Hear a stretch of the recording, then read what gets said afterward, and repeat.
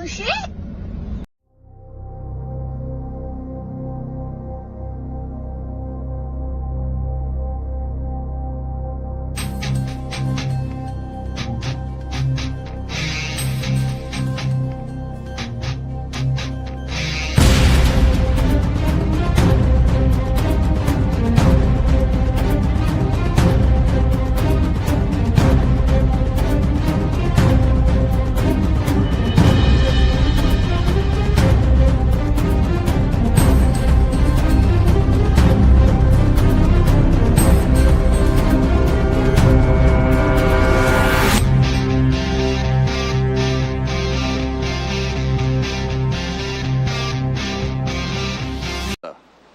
We started a game we never got to finish. Play for blood, remember?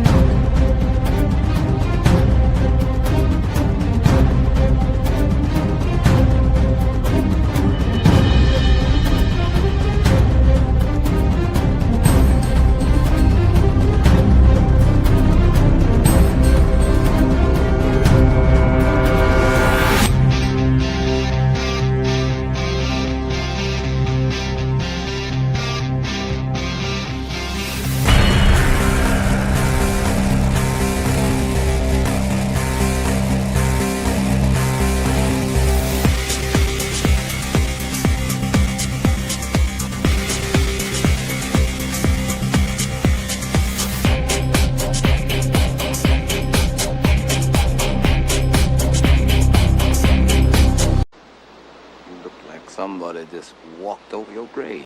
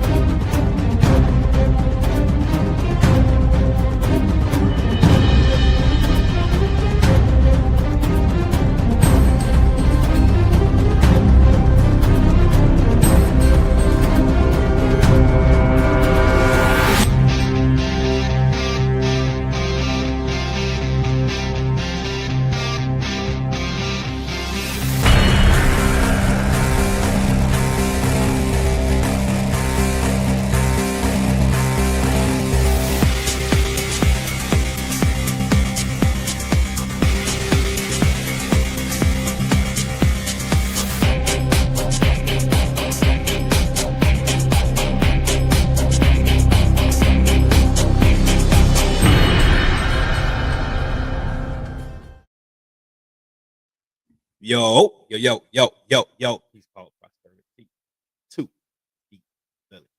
Gang. What up? Yo, hope all is well. Hope everybody's having a beautiful Thursday today, the day after hump day. Like my man said, it is Friday Eve. Big salute to man inside the room. What up, G? Oh. What up, bro? Can you hear me? Yep. Having some technical difficulties. Already coming in struggle streaming. You know how I do. For sure. Might have to switch my browser. I'm gonna finish up the intro. For sure. I'm gonna drop out, come back in. Easy day. All right. As you can see, we are being joined tonight by Big Wolfer. Kicking it tonight, we're gonna talk about the topic that we all have to talk about. Because as much as we want to run, we can't. As much as we want to hide, we can't hide. Sweet, sweet tender dot. That's what I'm saying. We have Sophia in the building again. What's up, beautiful? Hope all is well with you out there. We get down all the generals. I see y'all in the town square. Y'all know what to do when you're up in here with all this cleaning, all this beer. Ladies, kick up your feet, have some wine, and relax your hair. General. Cuzzo is in town square also. What up?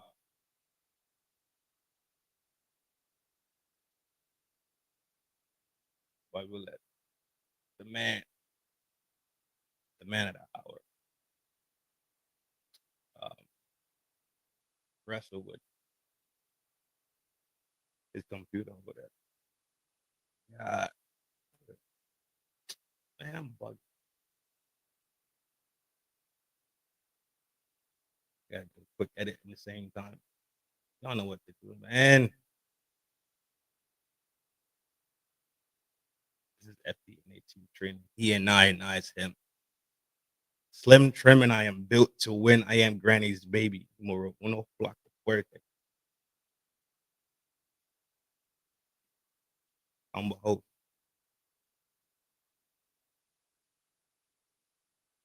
That will never, ever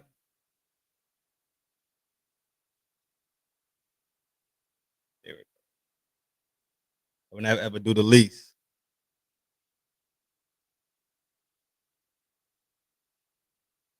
I would also never, ever try to overdo. Peace, calm, prosperity to everybody. Sliding in the town square tonight. I know he's a special guest. Well known around these parts right here. Cool fella. Who speaks truth. Speaks wisdom. Always a pleasure to listen. I always have a good time when I go over there by Broke Talk. Because indeed it's overdue, to be honest. It's a pleasure to have my man, my broski, my internet brother, my YouTubian gangster, veteran, Big Pope for joining us tonight to be here soon as we figure out these issues going on with the computer. Goss, what up, bro? Oh damn, why'd I just drop that? So many things on. I just pretty much got home a little bit ago.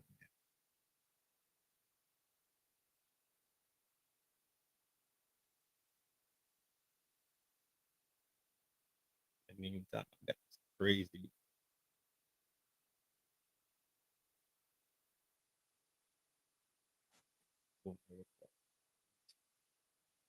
Grab that.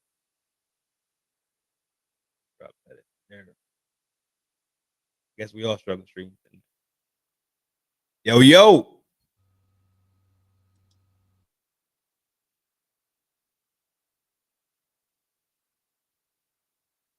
Everything else on except for the mic. Can you hear me? Yeah. For sure. I bet. For sure. I know I'm gonna look like a bad kung fu flick. Like my I don't know. StreamYard hates my setup, bro. It hates my setup. I struggle. Did you kill my master? Yeah, for real. Like, damn, when they dubbed that shit used to be crazy. Because you know what? That shit never stopped you from watching it at all. At all, bro. That shit didn't stop nothing, dog. We knew exactly what we was getting into. Locked in all the way. Hopefully we got this conversation cooking. So apologize ahead of time to you and everybody in the chat. But my salute to come up in right about 7 seconds delay. It's crazy. I might have to just kill the mic and go with the avatar. I mean, kill the camera. That'd be crazy, bro, if that's what's happening. It StreamYard, and this is why I don't use it. I know StreamYard, Messy, a lot of other people use it and complain about it. I did it like once or twice, and it never fucked with me. So I went back to I started using this other platform called Ecamm, but I think you can only get Ecamm. What is it? ECAMM. But I think you can only use it if you got a Mac. I think it's only set up for Mac. So that's what I use. Like I got it up. That might be the problem because I'm having to have Ecamm open like I was streaming in order for my camera to connect with StreamYard. But I got the soundboard. I think. For sure. That makes sense. Yeah, somewhat. Nope. See, you can't even hear the soundboard. No love. Nah, no love tonight. Oh, there we go. Even Red was having issues last night. Yeah, I don't know what the issue is, man. I don't know. StreamYard though. StreamYard be on bullshit. Yeah, I think Myth started splitting up the lives though. You could do like a vertical, like you're on the phone, and do this one too. So I'm trying to do it right now. I'm trying to see if it works. Look, building the plane as we fly. We're gonna do what we do. We'll figure it out. Curly. What's up, girly? Dog. Just before we get crazy, I'm about to play a joint real quick. I bet. This is one of the realest, most funniest, just raw shit, real deal, no bullshit, ever. Shout out to the great Patrice O'Neal, rest in peace, Big G. I'm irrelevant. How old are you, bro? 35. 5 years. You know, how you feeling? You feeling all right? You feel like these young guys are, you know, you're a football fan? All your whole life? You notice how football's whack now? Things are changing. It seems like, look, this may be old thinking, okay? Now, when I came up, you a football fan? No? That's like, he's not. Like, what dude? Like, that shocked me. Like, dudes are a football fan. Oh, I don't just live about it. Like, football, it's not like the game. When I came up, dude, football was it was gladiated. It was angry. It was angry. It was just like when we hit somebody. When I played, if you hit somebody and he didn't get up, like we didn't hold hands with the other team and pray, like hold hands and everyone prays for him to get up. We used to do a Indian, like sell a hump dance circle around, like and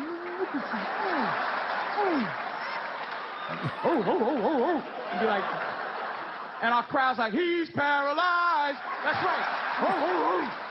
We be looking for his mother crying, be like, that's right, lady. That's what you get for letting him out here with killers. He can't even wiggle his toes. Take his socks. Take his socks. We would tie his socks around our helmet for the next week. Like the next team, they knew, oh, that's the team that be tying paralyzed niggas' socks around their helmets to scare them next week.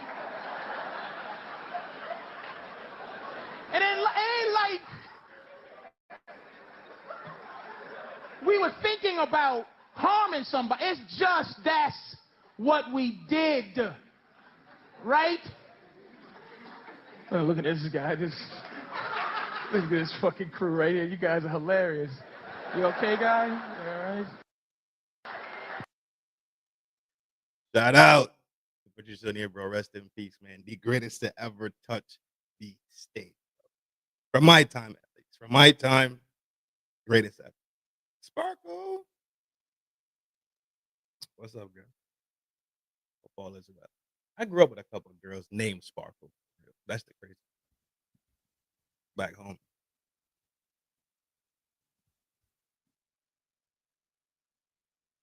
Hope all is well. You know how we do. Yeah, for sure. Patrice was numero uno, dog. Without a doubt. Without a doubt, numero uno. Yeah, it looked like the homie still having some complications. Whatever the internet, but easy day either way. He ain't no stranger over here. So, you know, check this out. Check it out. Check it out. Yo. Told you, bro. Me and StreamYard got heavy beef, dog. We got heavy beef. We all do. You might, I don't know if you want to kill the killer cam and run the soundboard. Let me see. From time to time. Because your sound's coming through perfect. Oh, cool. Then look, I'm just gonna rock with the avatar. We'll cook like that. Cool. My sound good for you? Oh yeah. Crystal clear, camera good. Y'all gotta tell me how y'all set up StreamYard. This shit does not like me, bro. Uh, I said StreamYard does not like me. I got the camera like plugged directly into the computer, so it shouldn't be any lagging or anything. right. No love. Still issue. No love. StreamYard be tweaking, bro. StreamYard be tweaking for it. Like, we've been on the ass about this shit, bro. It's like once you get so savvy with something, you kind of like fight through and fight to deal because you kind of savvy with it. Instead of opening up a whole new can of worms. You know what I mean? For real. That's kind of where the relationship with me and we're gonna get this thing done tonight. Oh, you set it up. Yeah. I see the virtual bet. Oh, you see it? Yeah, I'm trying out to see how it works or whatever.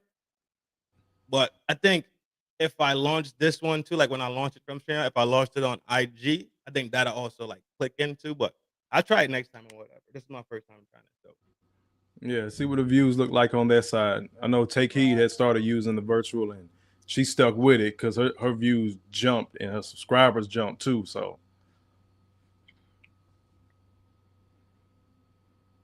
yeah, I'm gonna fuck with it. My next video tomorrow, I'm gonna fuck with it and drop it on YouTube at the same time. Because YouTube, IG is vertical naturally. Yeah. And then YouTube vertical, you can YouTube on vertical too.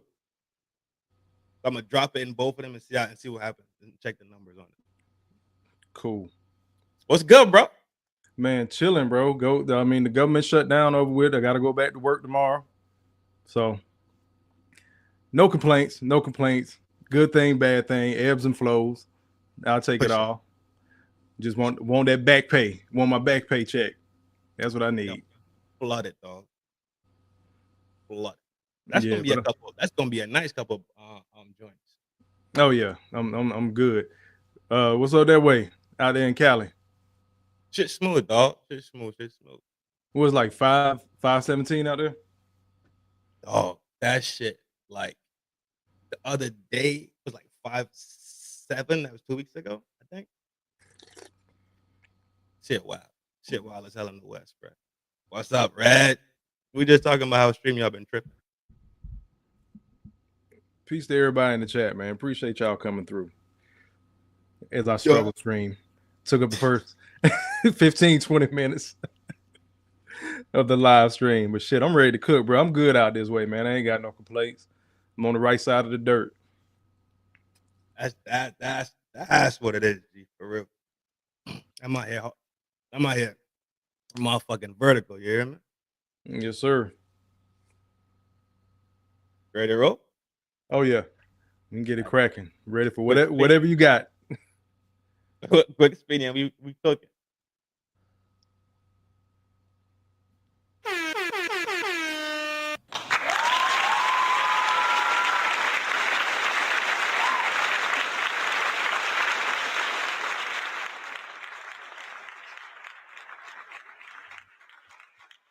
But the future is female.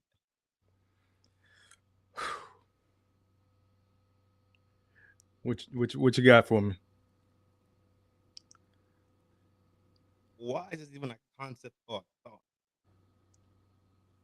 I know it sounds hip and cool, but that's the thing about mantras, right? Mantras tend to engage into your life and engage into your brain, engage into your behavior, right? Why is there so much hatred towards men? And is this the nature or this is the nurture of women? I think it's a little bit of both. I think they're trying to overdo for what the past was, for what old history was, and it was an overcorrection. Like we always hear everybody want to go way back to slavery times and medieval times and how women were sold for property or whatnot or married off. Am I coming through good? I heard some static. No, you good. You clear. Okay, cool. But yeah, I think then it became an overcorrection. And then you add in feminism, LGBT, the government making their chess moves was splitting up the family.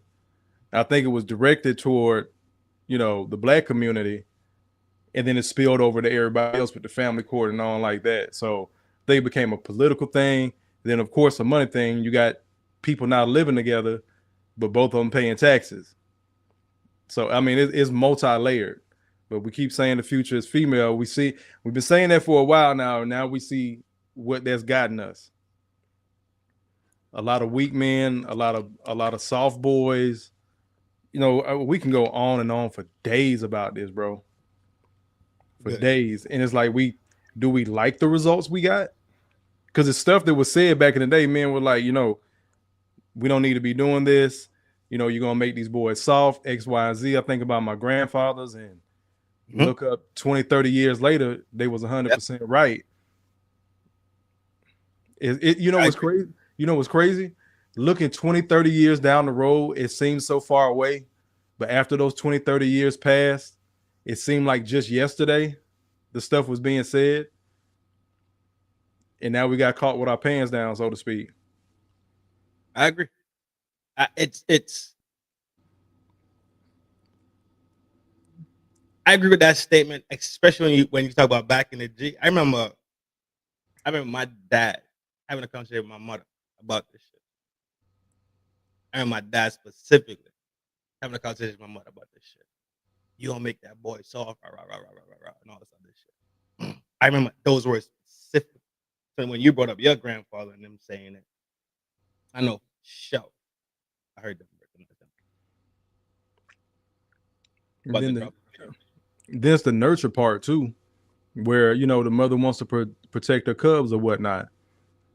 But I don't think I was going to say I don't think they differentiate, but then the more I think about it, they be on the girls' ass, bro. They be on the girls' asses. But the boys, they overprotect them and then expect him to turn into this Superman on his 18th birthday. This is why you see so many athletes like, man, as soon as I, you know, make it to the league, I'm gonna buy mama a house. I'm gonna do this. I'm gonna do everything, circle back to mama. And, you know, we've had this discussion before. It's a lot of people that's using their kids as their retirement plans, especially the moms. Yeah, absolutely. And now we're here and everybody want to act like we're crazy and pretend like they don't see it because now the political part got a hold of it. We see what the Dems are doing. Yeah, but not too though. Now you have to acknowledge it, right? You have to acknowledge that when you should have shut the fuck up and listen, you chose not.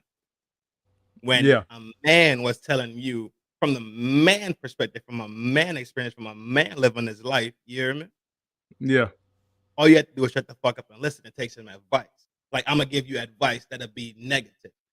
You see how twisted it is kind of inside of it? Yeah. Why would I tell you something that'll jeopardize my own child?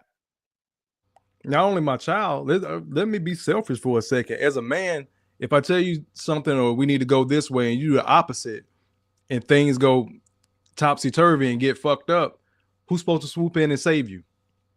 Exactly. Now we got to swoop in and save them from themselves. And then if we don't do that, then you're not a real man. I'd say that on one of my lives, bro. Like, it's crazy. Everybody can recognize what a man is supposed to do when everybody want to hold him accountable. But out the gate, you can't shut the fuck up and do what you told based off that being a man. Right. Be a man when I tell you to be a man and when I want you to be a man. But other than that, you subservient to me.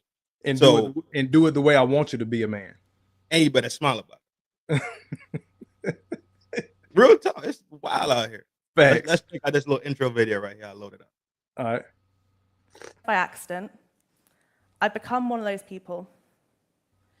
It often hasn't felt like a choice because it feels so necessary. How could I watch on and do nothing when every minute of every day in the UK, the police receive a phone call about domestic violence, in which 89% of the victims are women being abused by a man? This summer, this need was confirmed. We saw Kyle Clifford charged with the murders of Carol, Hannah, and Louise Hunt. We saw the media call him a nice guy, focus more on Carol's husband than her. They tried to say that crossbows were the problem, not male violence. I felt sick as I followed the case of Giselle Petticott, who is currently fighting not only her assailants, but the system. She was routinely drugged unconscious by her husband and raped by more than 50 men, some of whom she knew. I cried when I read about the murder of Rebecca Cheptegei, who was set alight by an ex-partner in front of her child. She just returned from the Olympics. I've covered these 3 cases, and ones like them, for places like Glamour, Marie Claire, Stylist, Grazia, Women's Health, and many more. I've become a go-to feminist voice in British media, appearing on Women's Hour, Radio 1, 5 Live, and others. When we say men and women, we comprehend that we're talking about the majority, right? Not every single individual, they got cans and yams and box. But we're talking about the majority of behavior. Why is this a framework of thought that all men are bad? Because it works. It works. It goes to what we were just talking about. The political side, the financial side. It's easy to make a blanket statement about men. Because the guys that do these atrocities, we'll call them, Right. They're when they take it that far, it's so egregious, it's so disgusting. Everybody just galvanized, shocked, and you know, have to beat it into the ground. Well, look at this, look at this. We always give those examples. And it's easy to hone in and focus on something that was actually done versus the guy that went home to his wife that day happily. No, but it's you know, it's the same thing with media. YouTube, social media, printed media, it always, if it bleeds, it leads. Absolutely.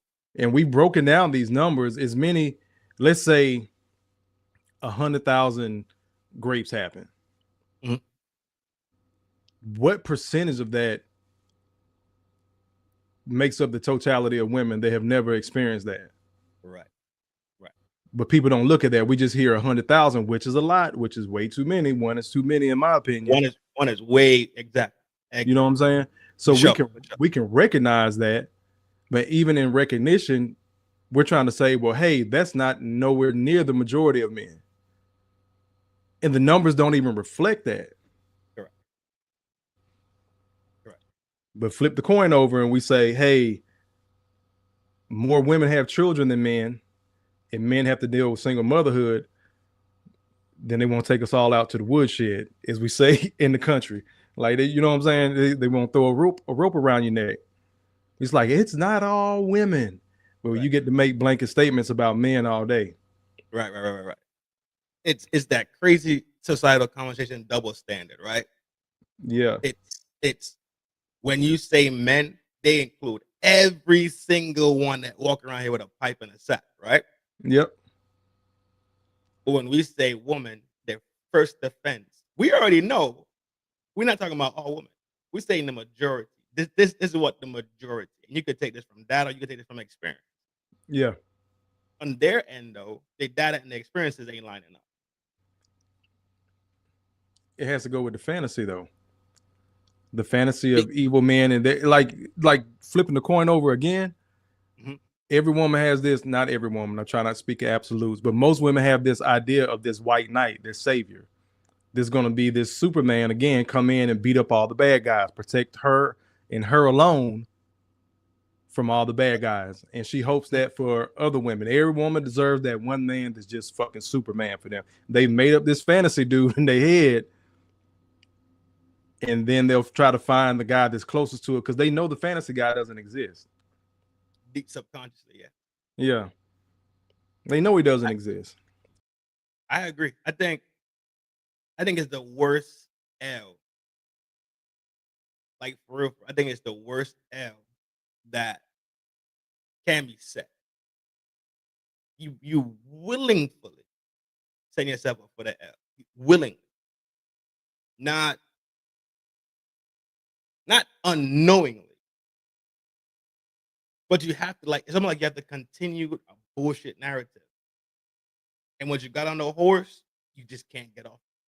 So you got to keep faking it and acting and faking it and faking it until what? Until you can't fake it no more. There's things I would never comprehend. There's things about it I would never because it's not a part of me, right? So the most I can actually talk about is what I experienced. The most I can talk about is what happened in my specific life. So when it comes to these relationship dynamics, I always have the sense to have a little bit of grace and mercy and understanding that my experience is my experience. It might be it's definitely particular to me and whatever role I played in it. Right? So I played a role in the outcome of all scenarios that I'm in that I'm in.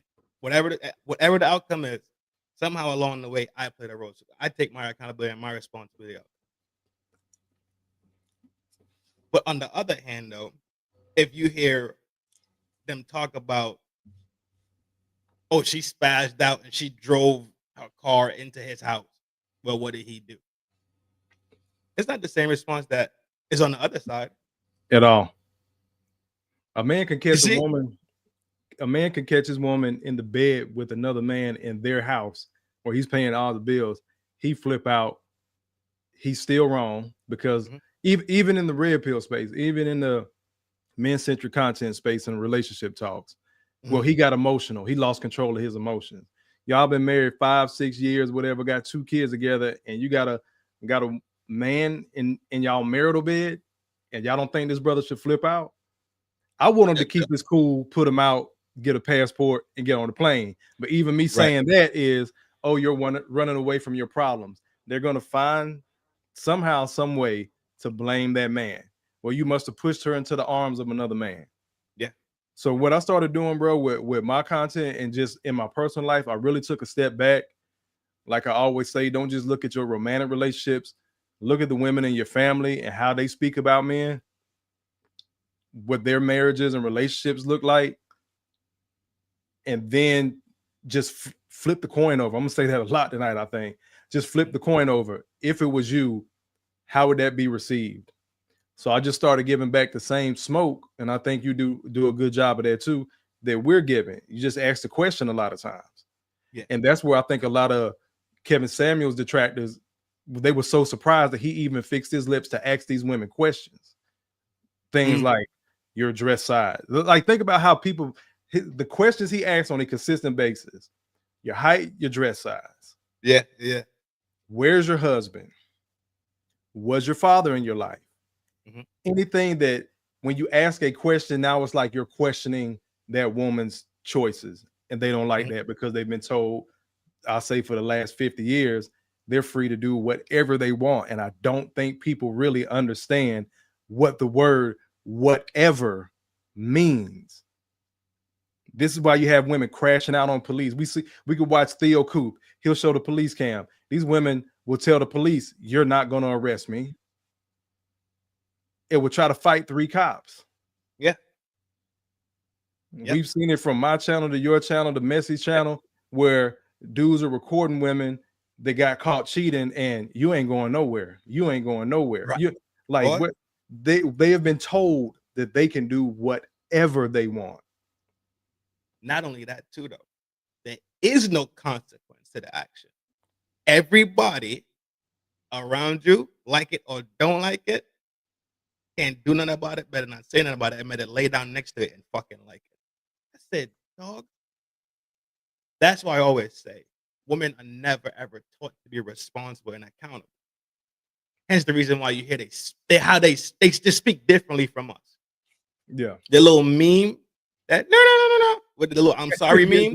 Yeah. That shit is the funniest thing to me on the planet because it's fucking real. It is real. And the and like I forgot who said it. I think it was Chappelle. The best comedy, the best jokes come from real shit. Yep. Because you laughing because you could relate to it. It has a gravitational point inside of the joke. You understand what I'm saying? Yeah. So, in good fashion and good nature, let's close this video out right here. Unless are you good? Yeah, I'm good. I wanted to I saw Love's her post in the chat.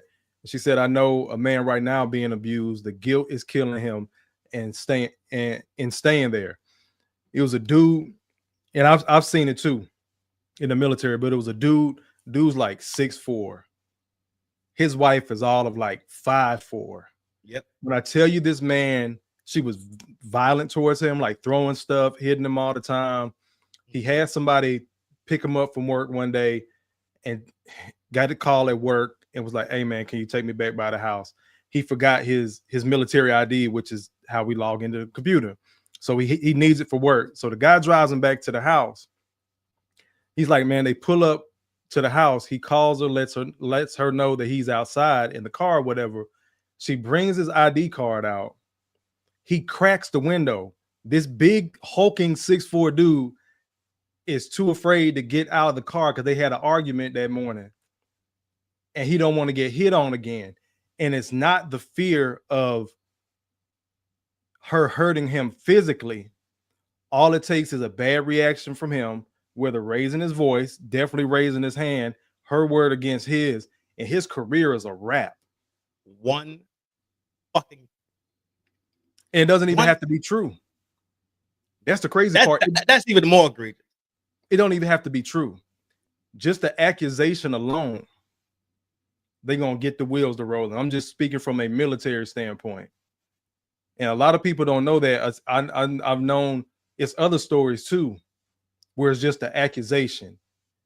Then it was a case. I believe you because you do that work. You do that type of work. So you see the document and all that shit. So, like it was a case that I personally was working on. This dude got into it with his girl. He walks out of the house. She's out there to the point where the neighbors are now coming out like, what the fuck is going on? Mm-hmm. He walks back in the house, closes the door, locks her outside. Police already on their way. They get there. He comes out when the cop's there, and he has marks on him because, of course, she was putting hands on him. She has no marks. Like I saw the police report. You know how they have the little silhouette of the human body, and they put an X or a line or where the bruises or injury was. Her part of the police report has no injuries on the silhouette.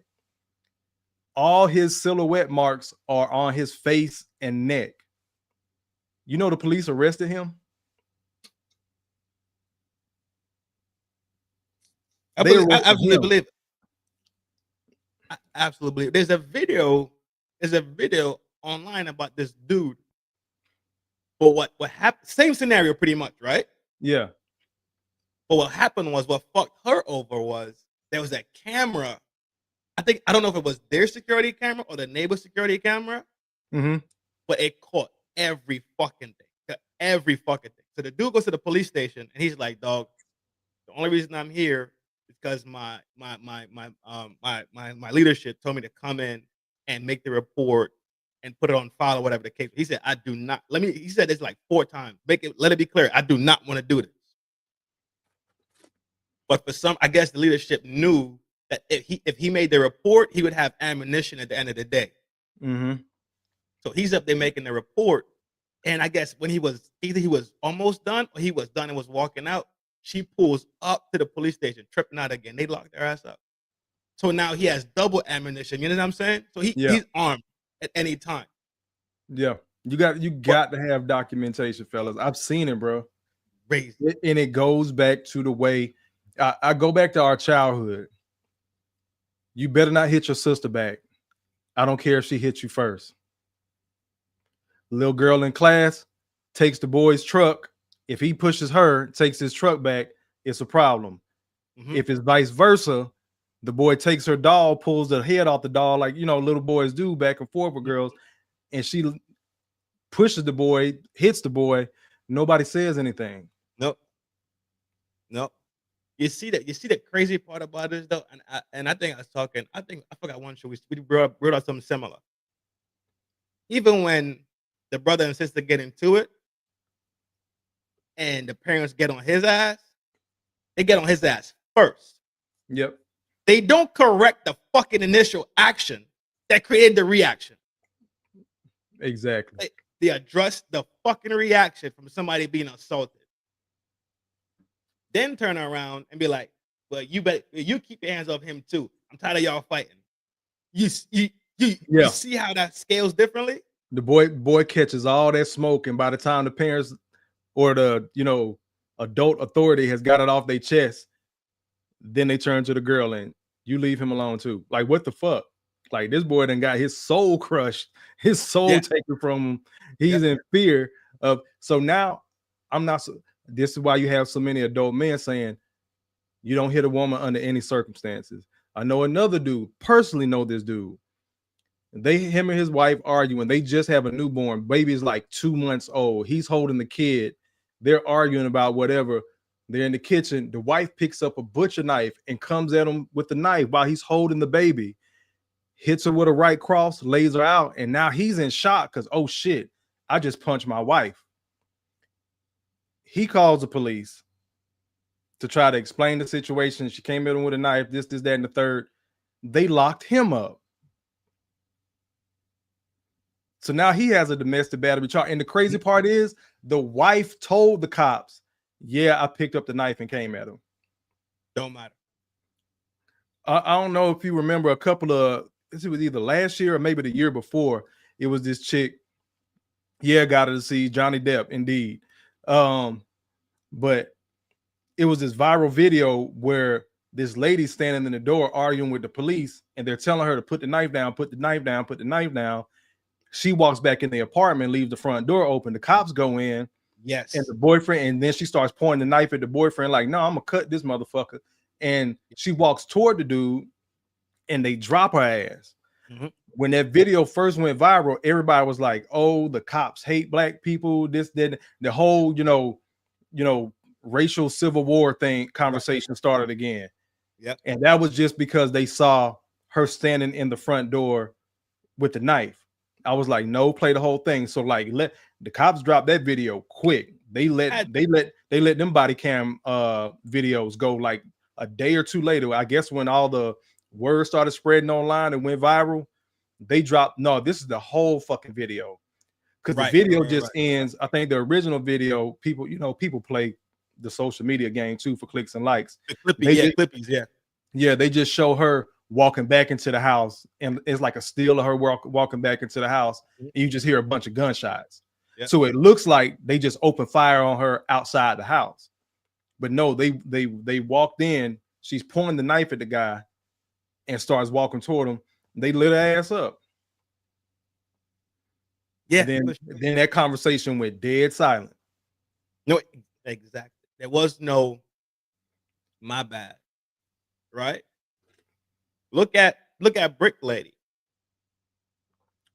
Yeah. Swear it down, she got dogged out in the street that day. Swear it down, somebody went and cooked her wig with a brick. And the thing is, dude did hit her. He hit her inside the club, and I think he hit her with a bottle. I think it was some, I don't really think they got into it, but I think it was some LGBT shit. The dude that hit her, because he eventually. Okay. So it wasn't inside the club. Yeah, it was. It wasn't outside the club. No, she went outside and played the victim made up a whole other object. I know people were like, oh, she injected saline in the face. No, she got hit, but I think she hit him first. He hit her back, and then she went and played victim. Went outside the club to turn on the cam and blame some other dudes that had nothing to do with it. Nothing to do with it. Boy.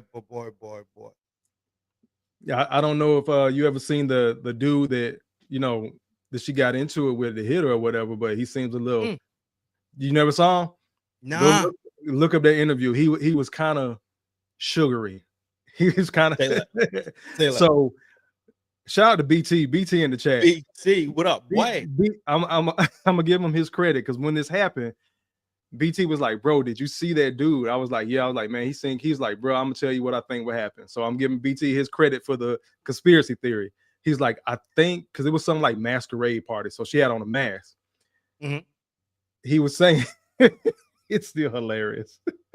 He was like, I think this gay dude thought he was getting with a trans man, and they got to arguing when he realized it was actually a woman, and shit went left. I was like, you know what? Boy. Because she's a big girl, she's a tall girl, so he probably Yeah. thought, he found pause, a thick dude. And then what you mean you don't have a dick? Like what?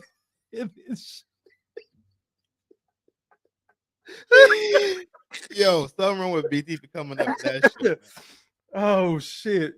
BT, we need to talk to you a little bit But I was longer. like, bro, you know what? You might have a point. But you see, it sounds so fucking feasible. Yes. That's the thing about when people come up with these theories and shit. I listen for the feasibility of it. Yeah. That's what I listen for. How feasible is this? How is it far-fetched to the point where I'm like, chill. That shit kind of feasible, though. Yeah. I was like, dog, you might be on one. The fucking IG thing when she went outside and turned on the cam, what the fuck was that about then? Attention. Oh, the scamming shit she be on. Yeah. Because more people started coming out because it's like a heavy Nigerian population in Houston. So is other people in the community like, yeah, man, she been on that type of shit. Like, we really don't fuck with her like that. Because that's what type of shit she on. Right. The scheming, the scamming, the lying, and and just caught up with her. Yeah. Be too stupid. That fool said Julius Randle. Put her on the block. Pick up the loose. Well, let me close this one out, G. Let me see what this lady got to say. Because I'm clipping this up. All night I'm clipping videos. We're not watching no whole video. So often brought up as a way to distract women, talking about very real misogyny. It is whataboutism and almost always a red flag. We must not equate the two things. It invalidates and disrespects all the people who have been abused, harmed, murdered under misogynistic violence. Misandry is the myth, and those who try and drum up hysteria about it are disinformation actors. Thank you. Well, thank you. Misandry is a myth. Yeah, Cuzzo modding like a motherfucker. My G. She's saying it's a myth, man. And like I've said before, women talk more and they talk more often and they talk longer. So they've controlled the narrative. So men coming on the back end talking about misandry now having a vocabulary to talk about it. Because for a long time we didn't. Like the most men have talked ever in history, I think, about the issues that we're dealing with is probably within this 5-year period.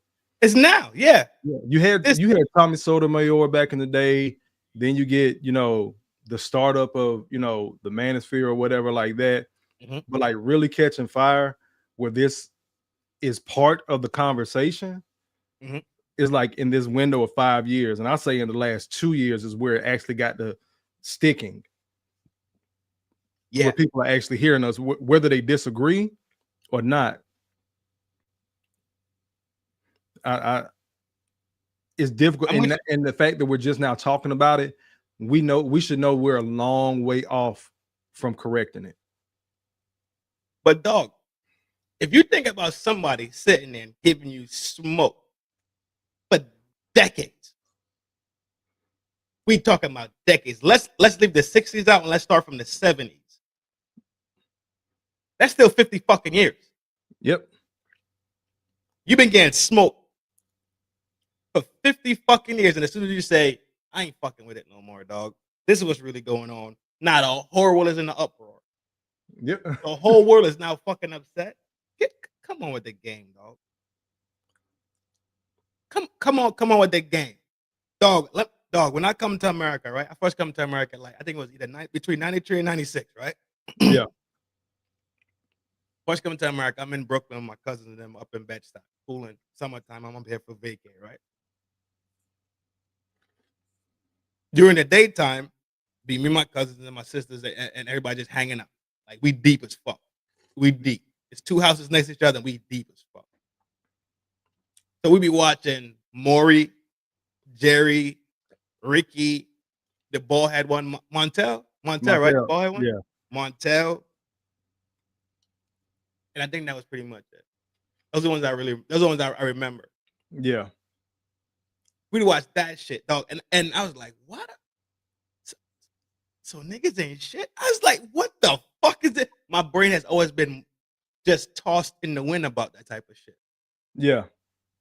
It's not just even being spoken about in, let's say, the speakeasies, right? In the alleyways and in the cut. This is on fucking prime time midday fucking TV. Y'all out here saying niggas ain't shit? For real? All day, every day. I take it back. The reason why I like to hop in the time machine.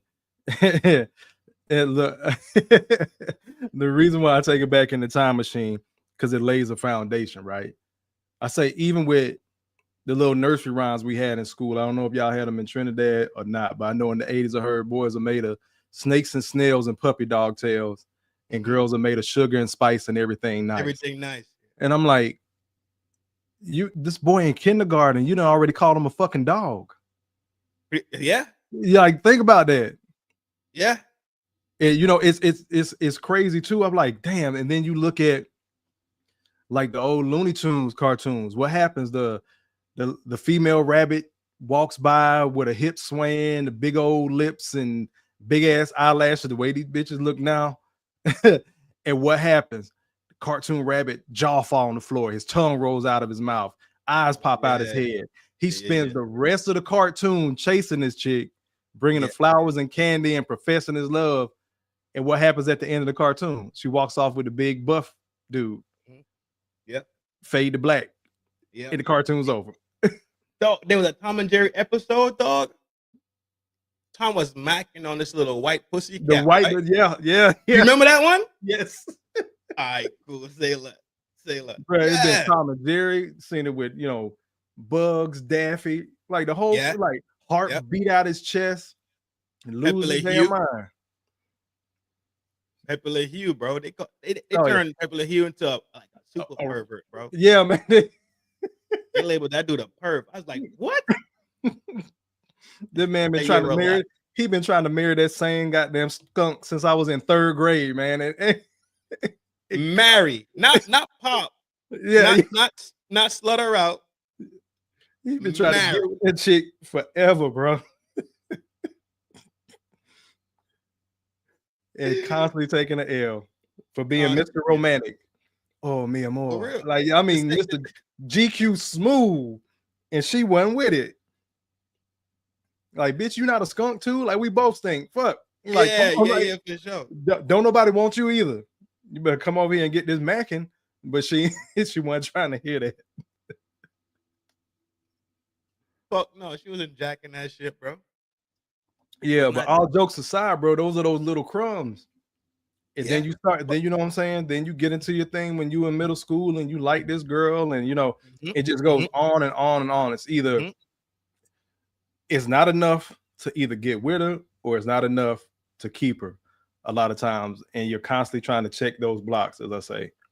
But you see, that's how the game is actually, that's how it actually works, right? Because while you probably focusing on one, because the reality is, if you bag, you're gonna be straight. Yeah. She looking over the fence the whole time, right? She's basically leading you on.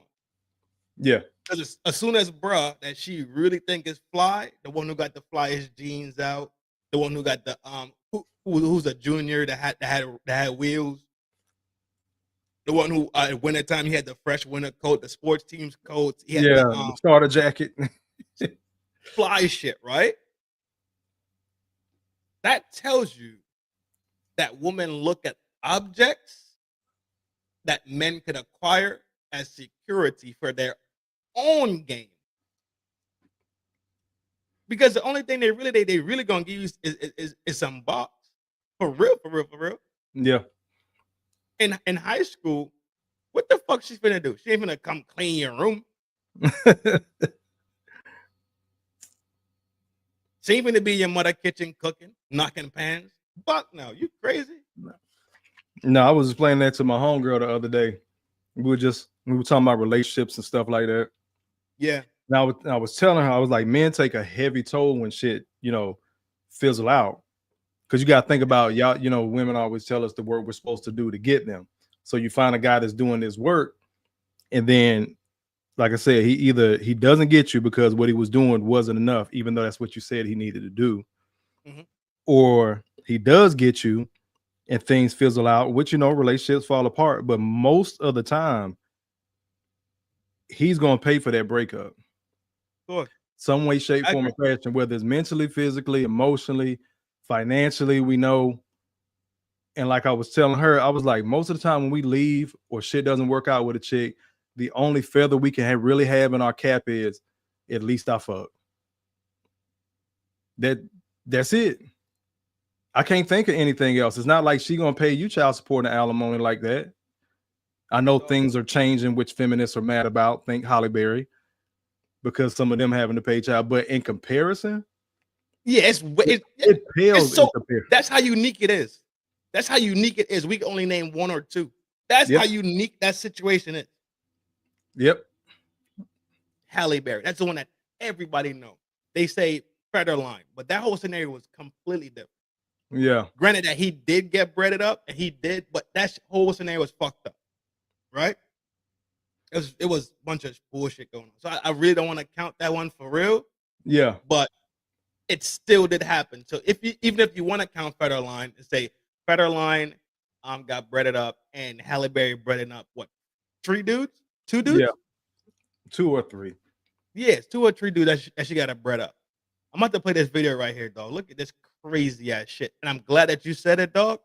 I'm glad that you said it. Because I stored this one and I never deleted it. And I didn't delete it for a reason. And now that you said it, I'm like, see, this is why I didn't delete this fucking video? Journey Smollett paint out. She cold too, though. Damn. Yeah. Do you think that all she had to do was answer my DMs? Dog, boy, could have avoided all. What? What? She been all right. She would have had the wife military ID, huh? Facts. What's the grocery store y'all got that y'all like to fuck with? The commissary on base. Boom. Yeah. She would have had benefits from that shit, all that shit. G would have been good to go. Great. Listen to this shit.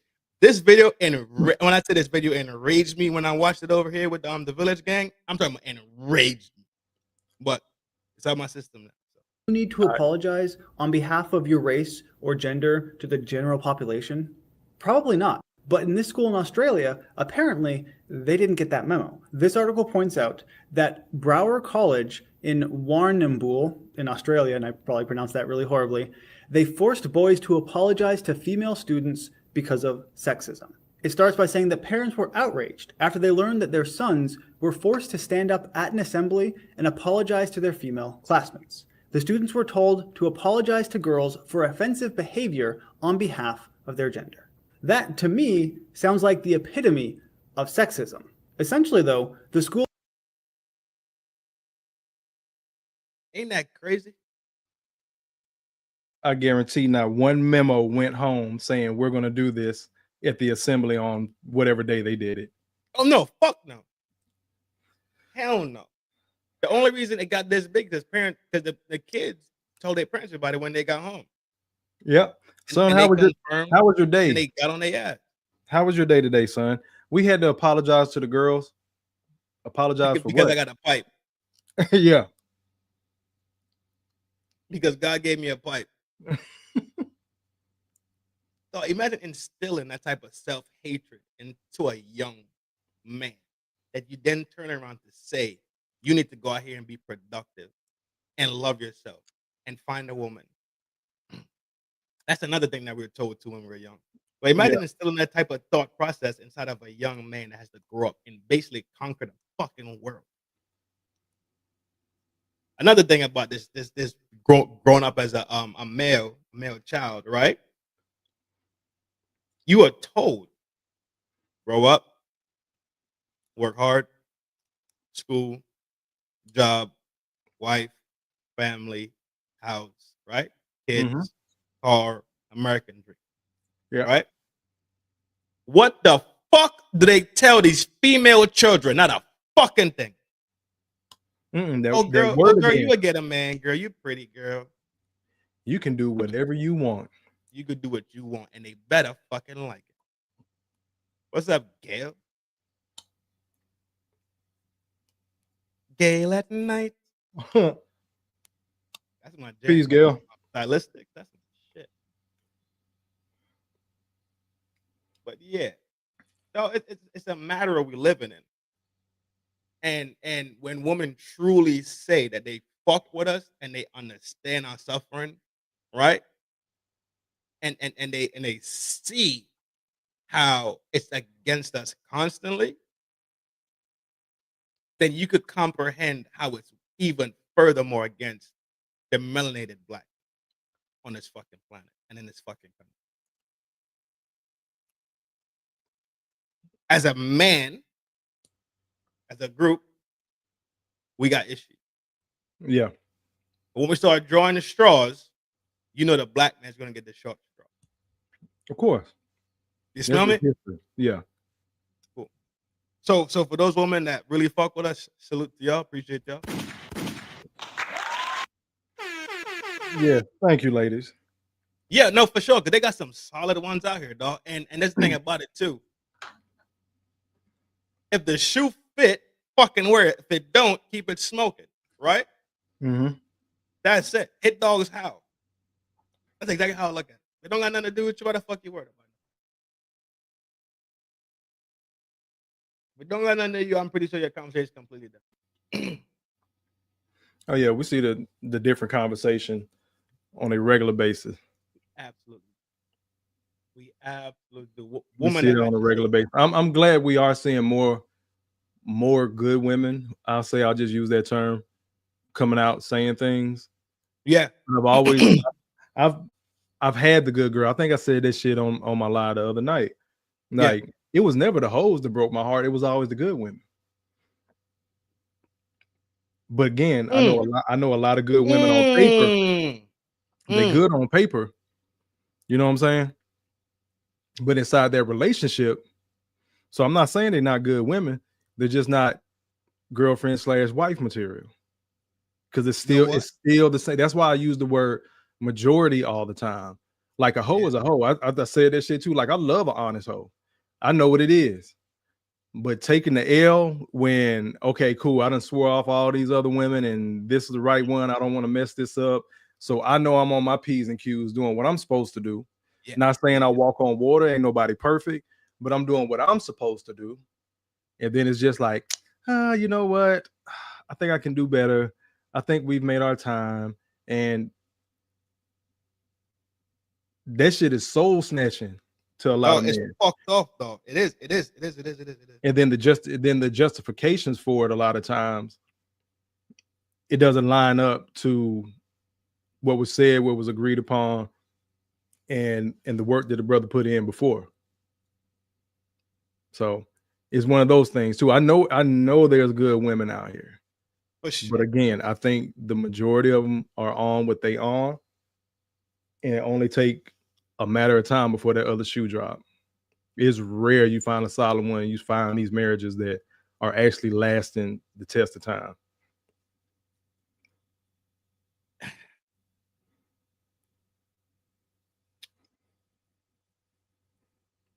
I have this thing in the back of my brain, but I don't think it's appropriate right now. But I'll tell you pretty much the gist of it. I think we live life in sections. Mm-hmm. We live life in sections, right? So how we live life, I think we live life in 7-year sections.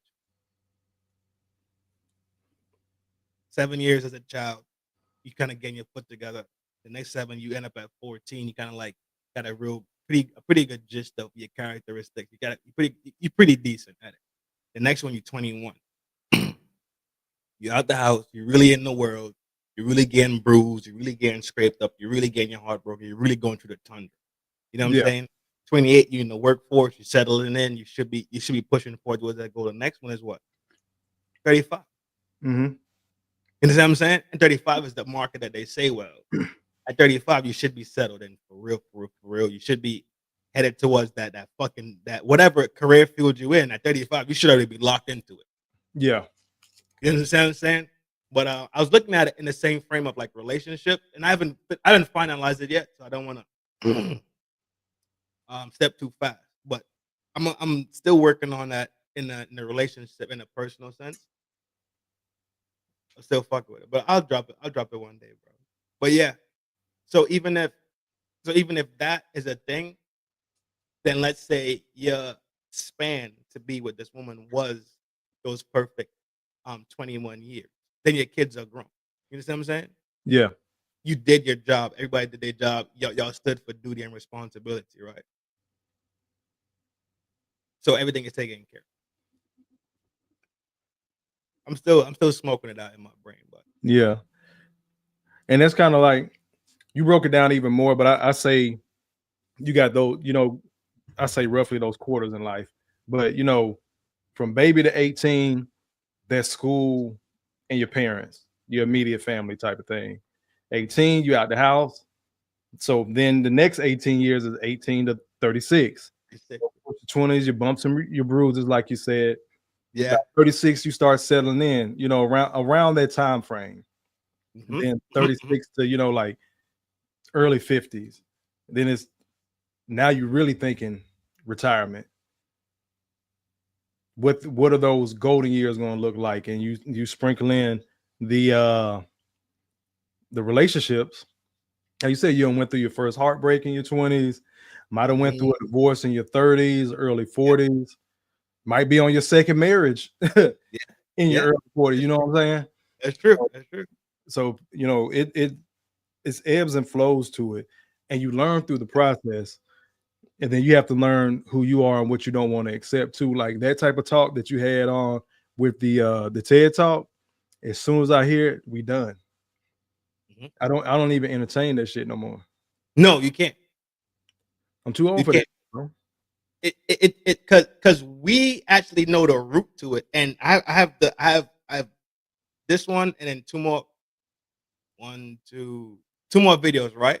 Yeah. And it's all click throughs anyway. But we get to that point where we could look at this thing in a circle of motion. Yeah. How an idea was injected and it just took over like wildfire. Mm-hmm. And it became the fucking norm. Like it's fucking normal. This shit ain't fucking normal. Baby mama culture ain't fucking normal, dog. Running around here and looking for government assistance because you got your shit knocked and took a 9-month special. That shit not normal. But it's accepted. But it's because it's fucking promoted on a fucking constant basis everywhere you fucking turn. You know why I say this shit started happening? When it really took a turn? When the church accepted it. Ooh, shit. When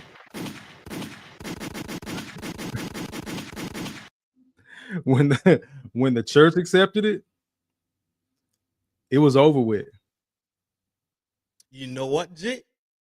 With the church being the moral compass of the community. Yeah, okay. Yeah, when the church being the moral compass, and then we got to remember after Dr. King and the other pastors in the South and stuff got involved with politics. You don't think some of them conversations were, I have women out here raising their babies on their own, doing like what type of assistance are my people gonna get?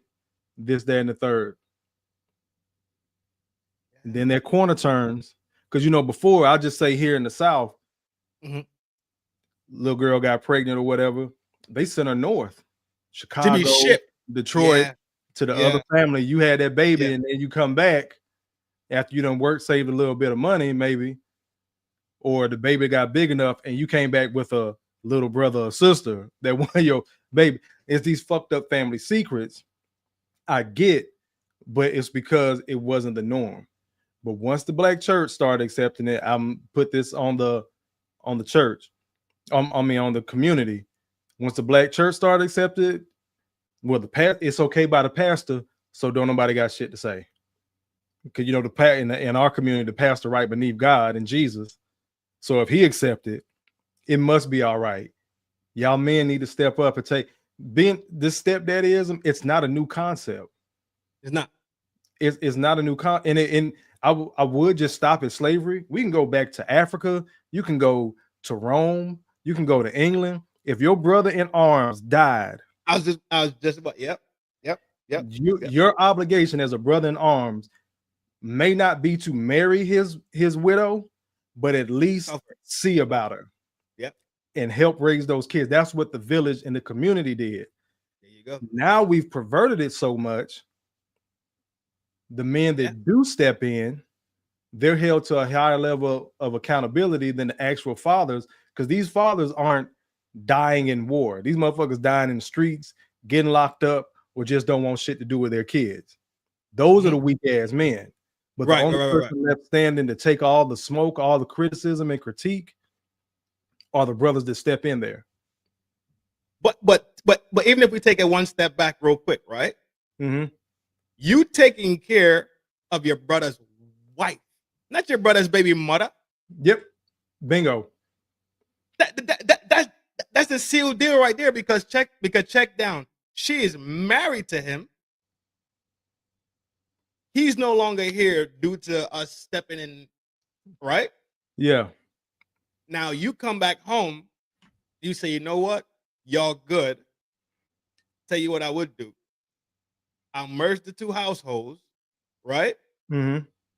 Everybody know the truth. Our kids already know each other. Bingo. We become one family. You smell me? Yep. Everybody, that was a key. Don't skip over that. Everybody knows the truth. Everybody know the truth. Everybody know the truth. This isn't a lie put on another man that's his child, and it really isn't. And or is this guy in the next village or the next town over is supposed to be the father, and then we find out later on. And I always say that, bro. Think about how many men, like women love bringing up history. Nobody ever talks about how many men have gone to their grave not knowing if all their children were theirs. DNA tests are fairly new, bro. They didn't get them shits right until like the late 90s. That's true. This how more was able to blow up. Now it being, let's say, accurate. Mm-hmm. You see all the flaws in this paternity fraud scandals that have been going on. Yeah, the paternity fraud. Yeah. That's crazy. Because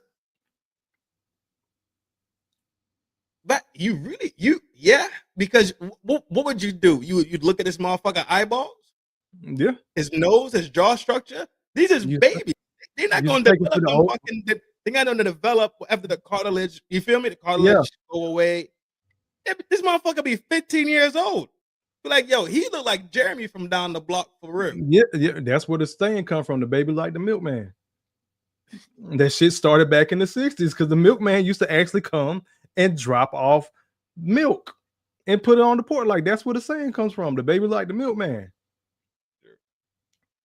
True. No, true. No. So while there's a level of nobility to stepping up and, in the village and helping raise a kid, we have perverted it. Like you said, a lot of people coming behind lies. Everybody doesn't know the truth. And like you said too, you're taking care of your brother's wife, his widow. That's the key. Not the BMs. Yep. This is the widowed woman. Yep. You feel me? Yep. Those are two different things. And as a matter of fact, back in the G, girls that used to get popped like that, they used to go put them inside the house. And say, well, if that's the life you want to live and that's how you want to treat your box, shit, I know somebody to help you sell your box. And that's the real deal. And that's how that shit happened. like Genghis Khan and them realized that they had a bunch of birds in the city, and what they do with it, they let the Brothel. soldiers run wreck. Got it. Y'all look at what Genghis Khan and them was up. Them boys was vicious. Ruthless. Them boys Ruthless. was about that shit. They was about that life. So there's always been a clear distinction between wives, second wives. They call them concubines, right? There's always been a distinction between first wife, concubine, and then what I call a fucking whore, right? Yeah. It's always been distinct. Then there's witches or whatever the case, but that's just other shit. Or your sister wives. Again, everybody know the truth. Everybody on the same page. Everybody on the same page. Depending on what culture and what area of the stuff like that. Yep. The time, it's a time and pretty much the geographics. Yeah. That had changed maybe, and that maybe had changed the name or the term used, but the specific behaviors and the specific roles are that fucking exact same. Yep. But when it becomes, like you saying the right word, I use the word all the time. When it's perverse, then the fox is in a hen house and it's just hell. It's hell's the chaos. Straight up chaos. Pure fucking chaos. You don't go in that bitch in the morning time to collect your eggs. Be feathers and blood. Straight, dog. Death Reaper stupid. Dog, I can't, son. Tree Star out of his mind, son. Tree Star out of his motherfucking mind for real. Yeah. That's why, I was talking about, I don't know if he was on the live the other night when I was talking about the Game of Thrones joint, but don't fucking tell me oh, dog. All right, go ahead. I wasn't there. No, I was talking about the different levels of manhood, but I've been really watching the Game of Thrones the last couple of weeks, just rewatching the series or whatever. And I know it's fantasy, but they've taken bits and pieces out of history to make this world. Okay. So again, the king in the beginning, he had a bunch of bastard kids. He was out there, in the brothel. He the king. He do what he want to. So he had bastard kids all over the land. So when he died and left it to his son, the son's mom, the queen, didn't want anybody else to be able to contest the throne. So she had the knights track down every brothel he hit, set him out of here, and every whore and every bastard child that the king had fathered, and off their ass. Because she ain't want nobody to protect. Yep. But she's doing that to protect her bloodline, right? So nobody that's gonna compromise and say, well, no, I'm the older son. Yeah. You feel me? I have right too, because I know what my daddy did. You talking about Ned Stark? No. Robert Baratheon, the other one. I only watched like the first. The last thing I remembered was that girl getting them dragons and her dealing with the horse tribe. Oh yeah, that that was the first season. Go back and watch it again. The little blonde-headed crazy prince. He ended up being the king, but the fucked up part was, I'm gonna spoil it for you. Go watch the rest of the series though. Yeah, but he wasn't the king's son. The mother had got pregnant by another dude and passed him off, but the king thought that was really his oldest heir. When he died thinking that was his son. Because the other one was girls, right? He had a girl and another boy. None of the kids were his though, but he thought they were all his because they looked like the queen. They looked like their mom. So Ned Stark died like season 1, early, the big dog. Yeah, but he wasn't the big dog though. His homeboy was the actual king. Ned was a lord. Oh, I thought he was the big dog for some reason. No, it kind of focused on him and his family initially. Yeah, and then it started focusing on the family after he got knocked off. But I can see my confusion. Yeah, you can see it. But his homeboy that they fought in wars with and shit, he was the actual king. Yeah, he was the king of the land. Ned was, just a lord. That's fucking crazy. I know. I watched when that girl got them dragons. Yeah. No. And then the short dude, the kids got the wolves. The short dude ended up hanging out with the big dude and they had like a big fight. Then there's the last one I remember. Last part I remember that whole shit. Yeah, you got to go back and watch that whole shit, bro. That just fell off. I'm looking at it from a different perspective, but yeah, okay. No, you say you looked at it on the scale of manlyhood? There's a big battle in there called the Battle of the Bastards. One lord had a bastard son, but that was the closest thing he had to a pure heir.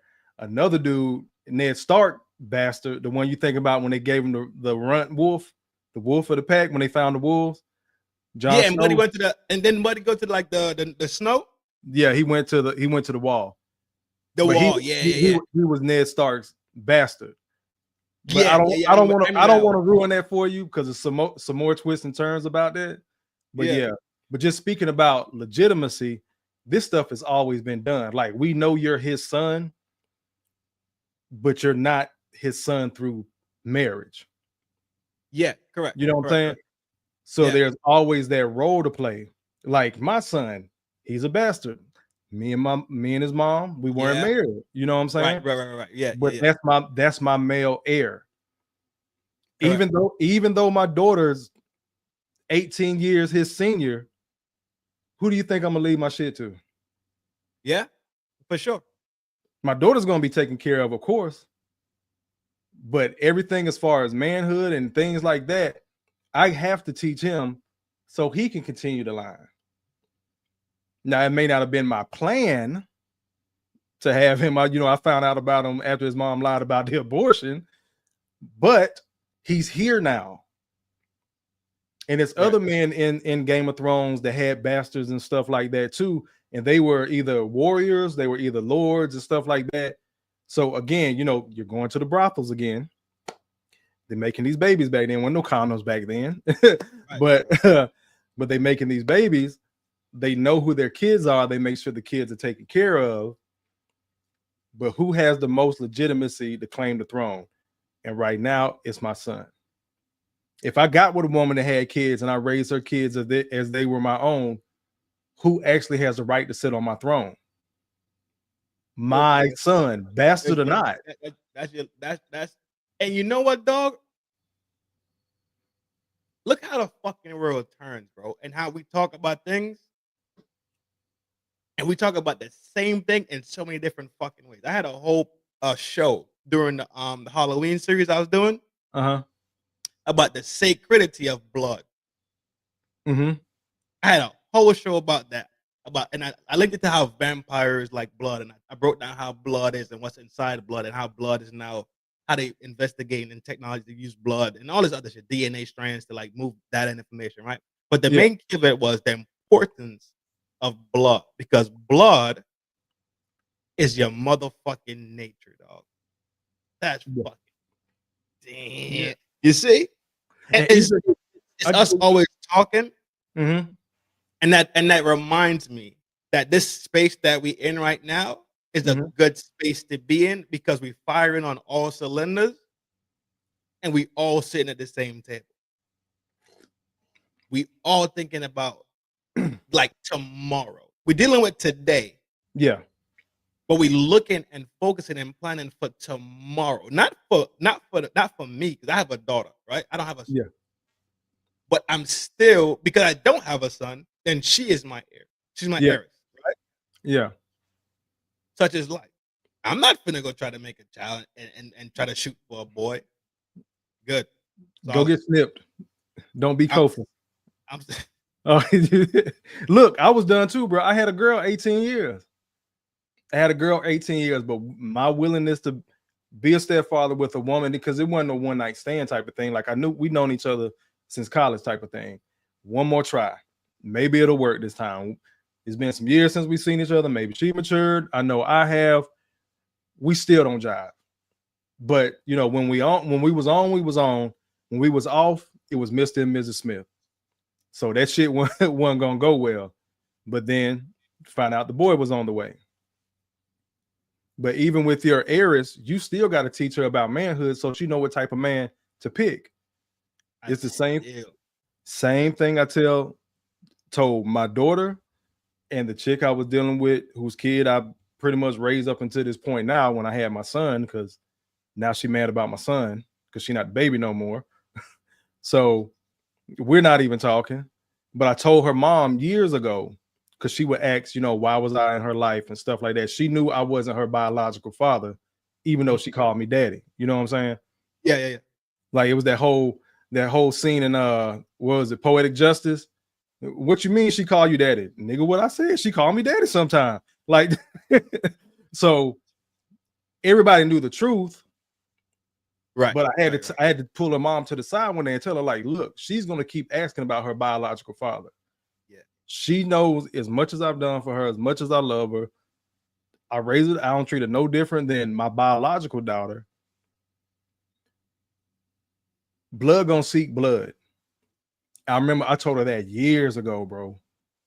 Like probably 10, maybe 15. I was like, blood is gonna seek blood. She is never gonna stop asking about her daddy, even if it's just to look that man in the eye one day and cuss that motherfucker out. Blood will seek blood. And it's something that you can never put rhyme or reason to. It's gonna be confusion, it's gonna be answers, it's gonna be DNA, it's gonna be anger. You could never fucking put your finger on exactly what the fuck it is that triggers this thing inside of people. I want to go actually see where they come from. It can be something medical. I think it's that blood. Yeah.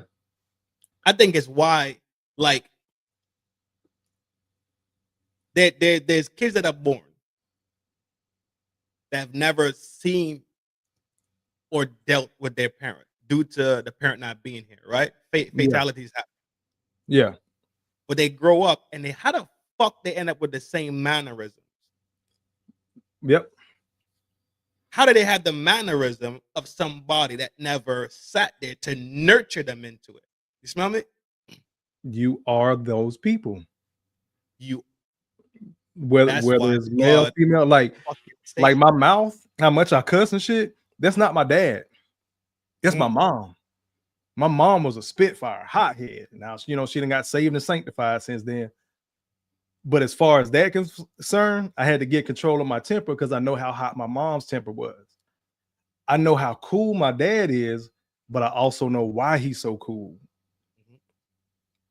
So I had to look at what he been through and understand why he don't let himself get riled up. It's rare, bro. Like even my grandfather, God bless his soul, but that man was a gambler and a fucking womanizer and an alcoholic. Like a cold-blooded womanizer, not a Mac. No. He was gonna do what Pop. That's what we called him. Pop was gonna do what he was gonna do. He beat alcoholism. Mm-hmm.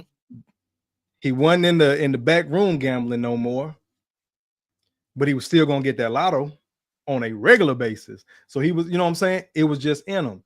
So it's certain things like that him and my dad made me promise. So it's two things that I don't drink at all. And the most gambling I'll do, like you got a $20 maximum with me.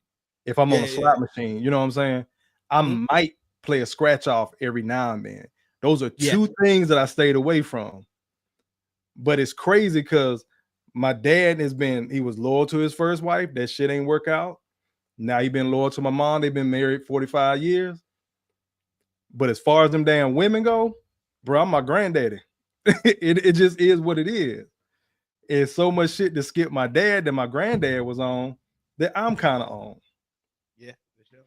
But it's those two things that I stayed away from. But the blood is going to be the blood. Like, even, you know, people say what they want to about Freemasonry, Illuminati, all that shit. I'm a Mason. I did not know my grandfather was a Mason until after he died. I saw the quote that you shot in the chat though, that last month. I was like, yeah, cool. I'll track it. So again, it's something that just kept drawing me. But my mother's an Eastern Star, my grandmother was an Eastern Star, and it was still something calling me to the lodge. I never knew why. I still can't explain it to this day. But then I'm finding out my family history too. So that shit, they're like what you said, bro, it's in the blood. In the blood, though. The blood is sacred, though. Yeah. Blood is sacred. You could break it down in so many different ways, and we could just name. I just named 2 or 3, right? You just named 2, but think about how important your blood type is. So fucking important, dog, that when it comes to organ donating, they gotta find matches. Yep. Because some shit that mix up ain't gonna fucking mix correct. That's how sacred and important blood in itself. Every time I go to the doctor, dog, and they wanna do a lab draw, hey, yo, my man, what's that for? I swear it down, son. I swear it down. I don't like that draw 4 or 5 valves and ain't no conversation. Fuck that. No, I need to explain what's this one for, where's this one going. It's rare that I donate blood. I don't even do it. Yeah, I've done it because we have like blood drives for the army and shit. So I just sometimes for the army, and it's not even about the army, I just shrug because them motherfuckers got my DNA on file any goddamn way. Like they literally do. It might be a clone code for walking around somewhere in Europe, some damn where, but they they got my DNA on file. So sometimes I shrug, but yeah, blood is safe. And then when I found out, because like I'm O positive, so I can give to anybody. Oh shit! Say less. Yeah, it's like O positive people have the original blood type of human beings. I'm about to write the name down on my list. So we can give that anybody. So with that, I made sure I took that organ donor shit off my license. Yeah, that shit not on my license either. I'm not doing that shit. I did this shit when I think I was in my mid-20s. Yeah. When I was starting to get real woke, and somebody was like, yeah, they're gonna harvest your organ. I said, you know what? Them motherfuckers probably do. Cause this, you know what? As soon as I run and renew my license, I took this shit off. Like, and I ain't never put it back on. No, fuck that. No. They got 4 religions that don't believe in blood transfers and all that shit. Yeah. So they already aware. They already aware of this shit. If you go to the Egyptian temples, some of the posts in the Egyptian temples have the double helix DNA strand wrapped around. How the fuck they know how the fuck they know DNA was a double helix strand? Back then, you know what I'm saying? So we're really talking about a lot of crazy shit. Not crazy when you could conceptualize that this thing is a circle. You understand what I'm saying? Yeah. Fucking circle, bro. Everything is a fucking circle. Everything's a fucking. I don't care what nobody says. They say Trin is a straight line, a circle. Yeah, a straight line is a fucking whole bunch of dots. I make a fucking straight line. Get the fuck out. Ain't nothing new up under the sun. That's like even this conversation about misandry is nothing new up under the sun. How long have women been lying about being raped or assaulted? And like it's been wars fought behind women. Full on. Dog, armies walking. I'm gonna give you another. New age warfare. That's it. Like new age warfare is hyper tech, right? It's tanks. It's fucking airplanes. It's battleships. It's right? Yeah. Simple, dog. They was walking to go fight for the king's box. That's some other king pop. Yeah. What? That's the whole story of Troy. That's the story of Troy. She was supposed to marry somebody else. Then again, go back. Thank you. That Trojan horse. Big peace, bro. Then another part of Game of Thrones. I'm not going to ruin it for you, but I'm still going to watch it, bro. There was a certain person that was supposed to marry this other lord's daughter, and he broke his word and married another woman because he fell in love with the other woman. Right. The dude whose daughter was supposed to be married and had that word broken against him, that motherfucker slaughtered everybody just because that motherfucker broke his word behind not marrying his daughter. Get the fuck out. They was in a war. Somebody paid him off But that was all he needed was the excuse to do it. He slaughtered that man, the wife, everybody, because he felt slighted. Oh yeah. Okay. I thought he just felt like he was disrespect is like Yeah, off everybody. But there's been wars about that. This prince was supposed to marry this prince. This man had this beautiful daughter. Which side am I going to choose? I went with these people over here. Oh, cool. My son not good enough. Bet. War. You know what? You wouldn't marry that one woman. We're gonna take all your women. You making my point. I was looking at Game of Thrones, way more valid. I'm gonna drop it soon. But let me take a quick bathroom break, bro. You can take a break yourself if you need to. I can do a quick spinny. You can keep chopping it up with the gang. It's completely up to you, my boy. I just gotta take a quick break. I'll sit up here and talk to him. Now, appreciate it. Yes, sir. What's going on in the chat? Yeah, DG. The Red Wedding. I just finished that one. That was crazy. That one was crazy. Yep, Rip. Like, think about that, bro. Somebody like it's an event that's known as the Red Wedding, not because those are the wedding decorations, because you had made this promise to this guy that you needed at the time, and then broke your word behind a woman. So this man died behind a woman. The dude slaughtered everybody behind a woman. Now people are blame, the men for it and say we're crazy and other things like that. But again, on the other side of that, there's another man that did break his word, that didn't fulfill his promise, that didn't do his duty. There's always levels and layers to it. Yeah, bro. Yeah. BT, if like that can be y'all like legit, couple time. I know y'all, y'all have y'all shows y'all look at or whatever. Game of Thrones is one of those ones. I genuinely think Lex is gonna enjoy it. It'd probably be one of those things she never really thought about looking at. But I think once y'all get into it, probably by anywhere from the first to the third episode, she's gonna be locked in. Like that's that. Yeah, I'm on the end of season 3 right now. I just finished that Red Wedding episode. Reaper says the original war was over a Targaryen woman. Indeed,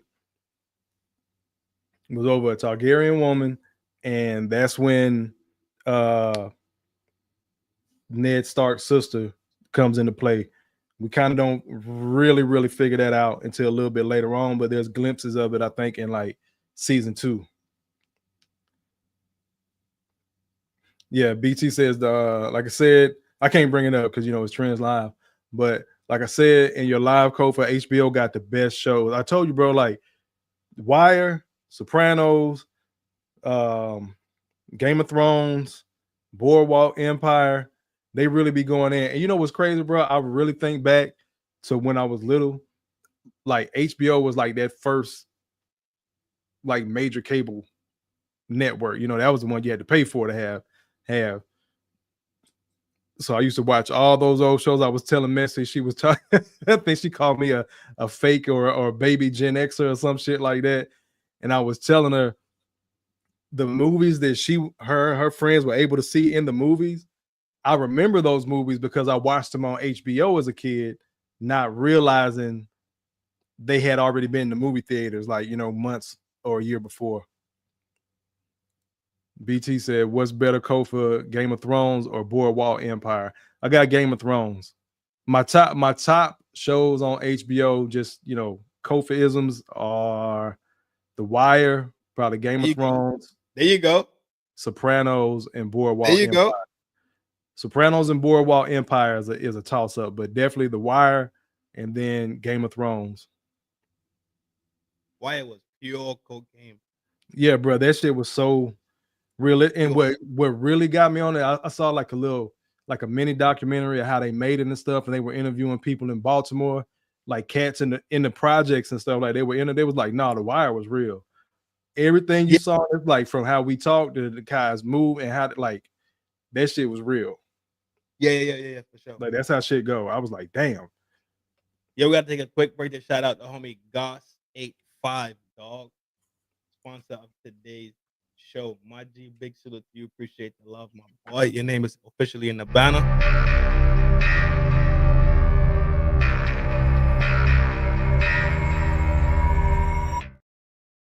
I had to show some love. We back at it. Yo.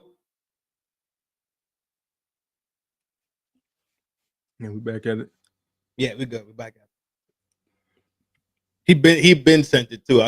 We've been locked in so heavily rolling. I just wanna, Oh yeah. Gotta acknowledge. Man, you almost there.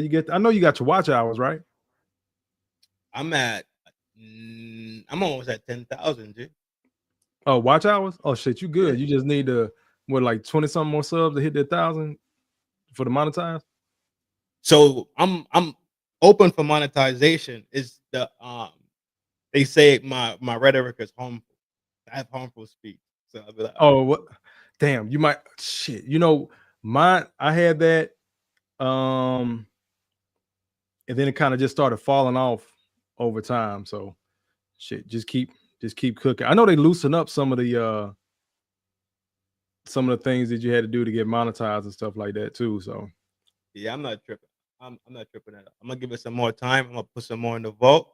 I'm yeah, gonna go in the past and start deleting some stuff at the past, especially like the ones that got like the lowest views.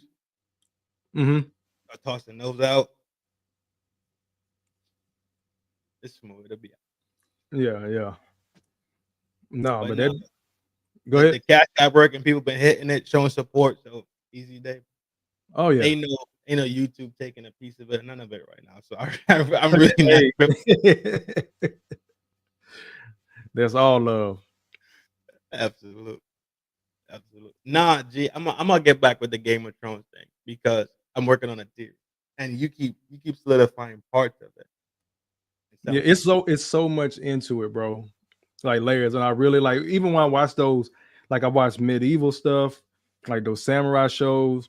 That's my shit. I absolutely still love the TV series movie.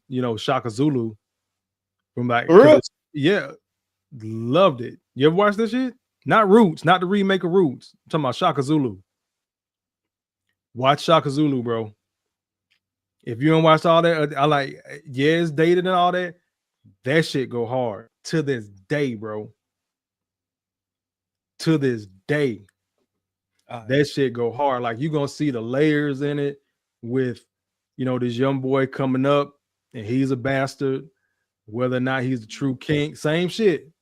Because he was some, the prince at the time knocked down his mama or whatever. She thought they were gonna be together. And he was like, nah, bitch, you just one of my hoes.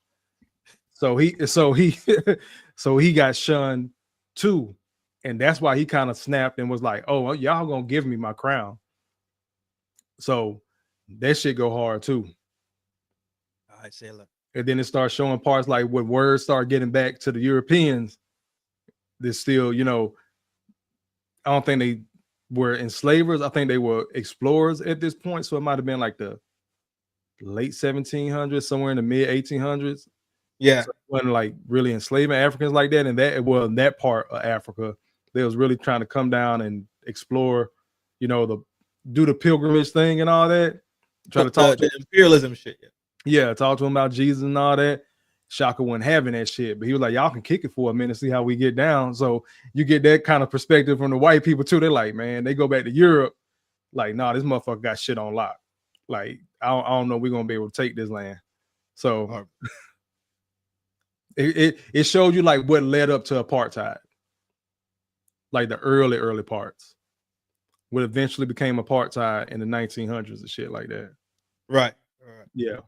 Yeah, Shaka Zulu, that shit, bro. Shit like that I could fuck with, dog, because you could put 1 to 1. You know what I mean?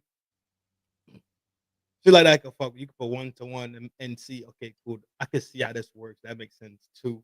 But then it's like, if like you watch TV, right? Yeah. I don't watch TV. I wait till the whole series go through the TV. And just watch everything and be like, all right, cool. Because I'm watching like a movie now. Mm-hmm. I can't run to the TV on Tuesday at 11 p.m. to just sit down and lock in. I've never been that person. Never Okay. ever been that person. So now that Game of Thrones is on there, what's the other one? You said Shaka's on there. I just gotta find out where they're streaming at. Probably on YouTube. Yeah. Game of Thrones is HBO. It's up there, you know, Sopranos, Boardwalk, Wire, For sure. HBO Max. Shaka Zulu, you might be able to find it on YouTube. Yeah. Or they might have it in different parts because it was actually a series. Okay. But yeah. Yeah, I don't know. I don't think it's stream. I haven't seen it streaming anywhere. I can't remember the last time I watched. I've seen it on like a couple of times on TV or whatever. They may have played it here and there. I like Tulsa King. Yeah. I like Mia of Kingstown, but Yeah. it's active, so I'm not watching. Yeah. When it's done, then I go. When Yeah. the whole season is done. Yeah. Oh yeah, you're gonna love Game of Thrones then, because shit, you got 8 full seasons to fucking watch, like 10 episodes each. Yeah. It just flow. Yeah. That I could fuck. That I could. Not the. That's how I first watched it, was like the first 7 seasons, because the 8th season was getting ready to come out by the time I really got on it. So I watched 7 seasons in like 2 weeks. Yeah, that I could fuck. Yeah. That type of, I could watch it like that. Mm-hmm. Because it's more of a movie format. So now, like, I'm watching how somebody took, let's say, even if it's simple idea or concept, and created not only the characters, but created the world. That's why I love Game of Thrones. And they created a conversation. Yep. That's why I like Tarantino. Yeah. Like, Tarantino builds a whole concept. Yeah. The whole concept. And then he drops off these fire dialogue points throughout the whole thing. So that's why I like Tarantino. Not necessarily because he shoots the best, but his concepts are the best. Yeah. Concepts are definitely the best. Yeah, but Game of Thrones has, you'll be like, damn, this shit's still going on. Or I see how we got here with this, like through time. Like, this ain't nothing new. Like, oh, that's a cold motherfucker. Oh, that's a smart motherfucker. Oh, that motherfucker gonna die. Like this shit. And it got hella hoes in it. Oh yeah, that's the other part too. Yeah, that's a bonus. Hella. Let's tap this video real quick. We pushing the 150. Let's tap the video real quick. All right, cool. Go crazy on this one. You know what I'm saying? Wrap it up. Or not. Doesn't matter. Revolution. What was it? And how is it still with us today? Because it's not new. So I think the sexual revolution was 2 things that happened at the same time. So one was the enormous material changes of the second half of the 20th century. The most important one being the pill, which obviously is transformative, and I don't think that we recognise typically quite how transformative it was, quite how important it was, because for the first time in our species' history, it suddenly becomes possible for women to control their fertility themselves invisibly, you know. And I think that actually the woman who appears invisibly. You heard that word? Yeah. They control it invisibly. to be fertile, but has in fact suspended her fertility, is in a funny kind of way almost a different biological creature entirely, right? And she enters the world in the late 1960s. So the pill is the important one, as well as things like washing machines, enormous changes to the economy. So we move from being an industrial economy to being a service and knowledge-based economy, which is advantageous for women because women can more easily participate in those kind of sectors, etc. There are lots of changes that come about all at the same time, which have had an enormous impact on relationships between men and women and have allowed women to participate more in public life, sort of for good and ill. That's a So wow. invention was being created to aid, right? Yeah. To aid the burden of household chores. I've said this shit 4 times. I don't care how nobody feels about it. Men invented appliances and these things to give women more time so they could fuck. Straight. If she could turn on the oven, the dishwasher,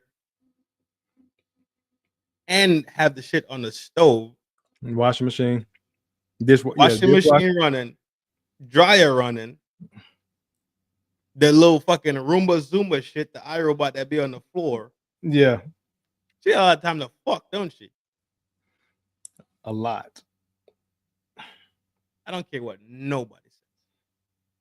Or you would think she does, but again, they don't want husbands now. So this is why the conversation is toward the sexual revolution. Because the men weren't included in the sexual revolution. We got to remember this topic isn't for us. This shit was for them so they could live more like men, and everything they fought for, they got. Like men. I've never seen a group that fought for something, get it, and then complain about it when they get it. When they were told this is what it looks like to be a man, I done fought the fucking world. I would like a hot plate. I've kept the world out of our home. Mm-hmm. Bills paid. You don't got to worry about going outside in the zombie apocalypse. Mm-hmm. But I can't get a plate. So eager to fight things that have nothing to do with you. You ran to the oppressor to tell the oppressor, open the gate so I could be like you. Oppressor says, have at it. And at every turn, they have done the exact same fucking things that they've done back then. Now they're doing both. Now you got the household chores and the jobs. Because now let them tell fucking single. Doing 100 by yourself. Like I said, I had posted something and said, well, somebody else had posted, I reposted it. It was like, teach your sons that household chores are not gender roles or something like that. And I reposted, I was like, cool, I'm with that. Now get your ass out here and cut them hedges. While that man cutting the grass. I saw that. Get out there and cut them hedges. Most women are not going to do that. Hence the reason why the job market numbers in men and women doesn't change. Women are still doing quote unquote womanly jobs. Yeah. Men are still softer skill jobs. Work. Yep.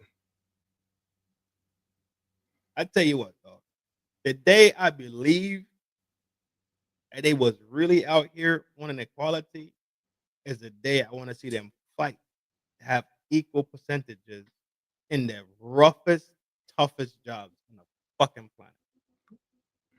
You're not gonna do that. We saw what happened in Ukraine. Construction. Oh, when they banged out? When that war kicked off, and women dipped. They banged out. Then they went and got the old men that had already fought and told them, hey, bro, we need you to throw on that uniform and pick up that gun one more time. You seen the age they put on them boys? It was 60-something. Oh, yeah. The older guys, yeah. I forgot what the younger guys were that had to stay. 18. There you go. I'm almost positive it was 18. They because I think it was something about the age 18. So I'm almost positive it was 18. Yeah. It was 18 to like 60 something. Like, yo, bro, at 60 something, you probably can't see. You gonna give him a rifle? That sound about right. But You don't give again, him a whole rifle? we need the again, this all of those people were not soldiers, they were just men. Like, we got to keep that in mind too. No, not all of them were soldiers. Absolutely not. You know what I'm saying? They were just males. So Imagine on Monday, you in your apron with your nice collared shirt on, making fancy designs in people's coffee because you're a barista. You smell me? Wednesday, you had a whole fucking cake in your hand, a whole AK Kalashnikov ready to wreck shit. What the fuck are you talking about, G? And probably gonna throw them cats out there first. Fucking lambs to the slaughter. Son, there's no way Ukraine could withstand that war. Ukraine cannot. If nobody intervened, Yeah. Ukraine was a wash. It was only a matter of time, man. 3 month wash. Full press. You think Ukraine could stand up against Russia? But the women got to go. Oh, it's yeah. always just like the sinking ship theory, say the women in turn first. Yeah. The captain goes down with the ship. I don't disagree with putting women in turn on the ship first. I don't disagree with it. But that is a strong reality after you wanted equality. Yep. So what the fuck then? They don't want equality. They want what they want when they want it. And nobody, including them, knows what the fuck they want until they want it.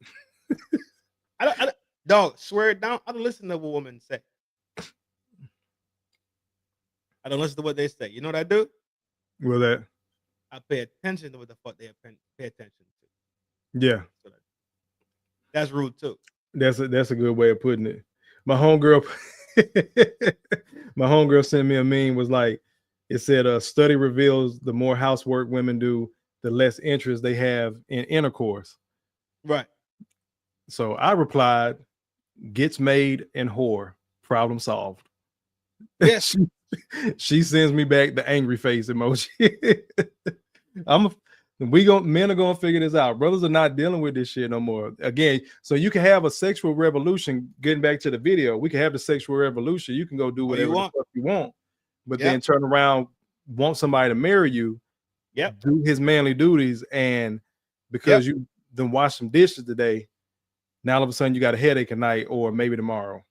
Like that's a fear I have, bro. Like I have such a big fear of getting with a woman, either being in a committed relationship or it was either getting in a committed relationship or a marriage and having to plan sex night.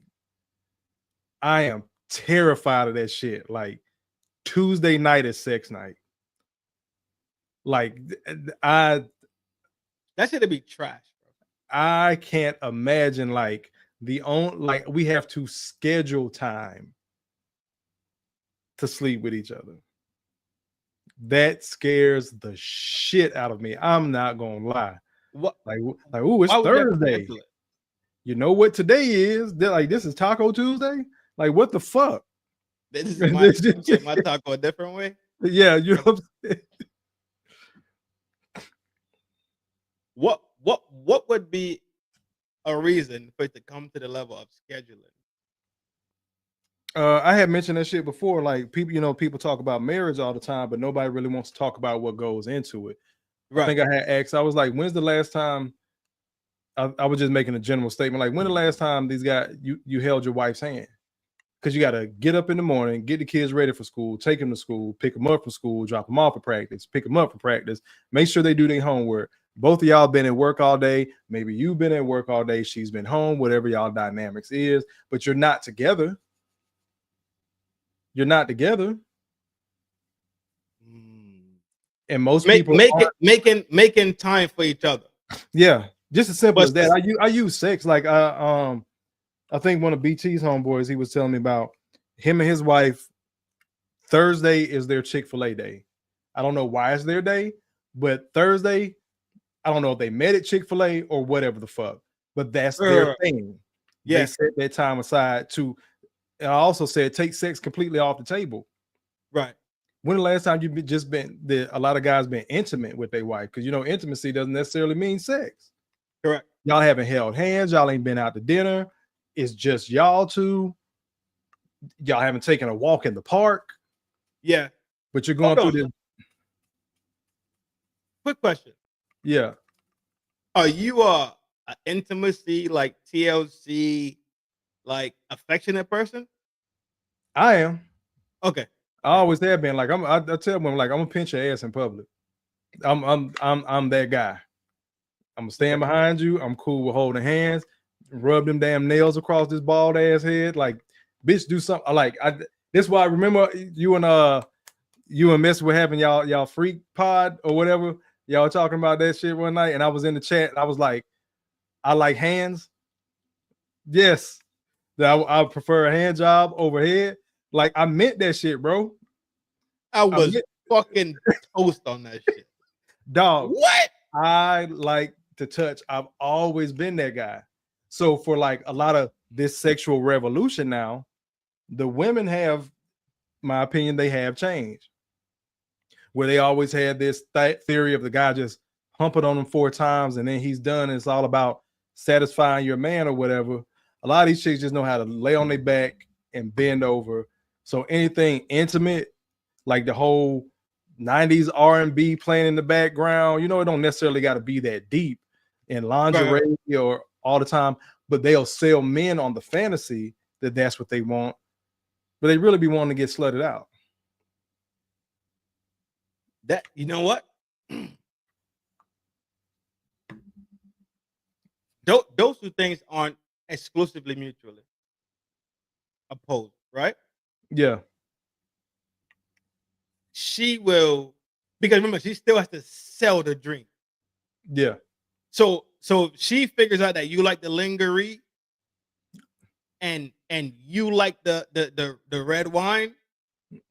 Remember, at the end of the day, it's a game. Yeah.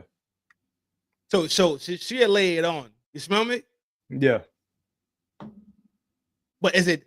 I think at the end of the day we argue about the genuine hearts of people doing things for you. That's what I argue all the time. Like, if you fuck with me, just be genuine with me. Yeah. Like, you don't gotta put me on nil, dog. You know who I am. I'm not affectionate. I'm not a outdoorsy person where we walk around holding hands and motherfucking boo loving in the park. I'm not that type of person. G. I'm BT. Good night, my G. Peace, power, prosperity. Take care. See you soon, my boy. Salute, BT. I'm not that type of person. That doesn't mean I'm flawed. That just means that's not how. That's not your thing. My psyche doesn't work that way. So when you figure out my psyche, I try to figure out your psyche, and we was talking about this thing. I think it was with Red and them. How we expose each other to our emotional psyche and our mental psyches when we're trying to bond with each other, right? Yeah. We're trying to learn each other and get down this path. And one person is saying, I've been like this my whole life. And one person is like, I've been like this my whole life. And the person is like, well, is there a middle ground? Right? Yeah. Could we find a middle ground? So I think when people have that mindset, have middle ground where they could meet each other at, things could absolutely tend to kind of like move and work. Because then what you're saying is, I'm committed to trying to see. I'm committed to trying to put duty and responsibility. I'm committed to saying, well, my care for you is that you also have enjoyment inside of this this pair bonding thing with me. Yeah. Those things go to me. Those things go a long fucking way, right? Effort. Thank you. Yep. Genuine effort. Yeah. You don't put on the lingerie in the color I like and walk across the ceiling, right? Because I like that type of shit. Yeah. You do it because you genuinely know that I like it. You don't do it knowing that I like it because you about to go swipe my fucking card for 3 bands. Yeah. Genuine shit, bro. Genuine. Yeah. Genuine, pure, like real love. Just I fuck with you type of shit. Just like if I equate it too. I tend to play it, and I think you brought it up earlier on when you mentioned look at how your relationships work. Yeah. And your relationships work, and you kind of see the mindsets of it, and you flip the coin on it, right? So when I flip the coin, I say, well, my dog know that I genuinely love you, my dog. Like, what's up? Do we need to? You feel me? Do we need to go out? Do we need to leave the phones in the refrigerator? You know what I'm saying? Yeah. Whose car are we taking? Do we need to have this fucking? Do we really need to go have a dark conversation? And that's fine. Completely fine. You're my dog. I genuinely love you. Not I give you the best advice, but I'm gonna ride with you. Yeah. Those type of things are the real interpersonal relationship fibers, not the glamour and glitz and us sitting outside the club taking photos. The performative stuff. That's his fucking ass, bro. Yeah. Fucking ass. It would never be fucking the real fiber of anything. Straight. Never.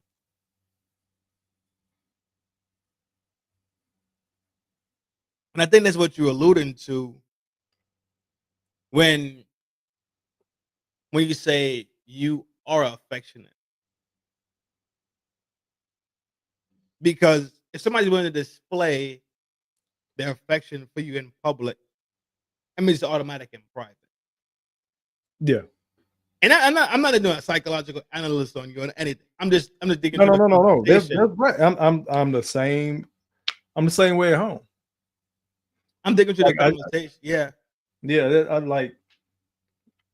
But I ran into so many women again, like most of us have. Like you say, a fucking whore, or like it was a video I think I had posted. This chick was like, you know, most women fuck for money. Like she was breaking it down. She was like, and if you're not fucking for money, then that just makes you a slut.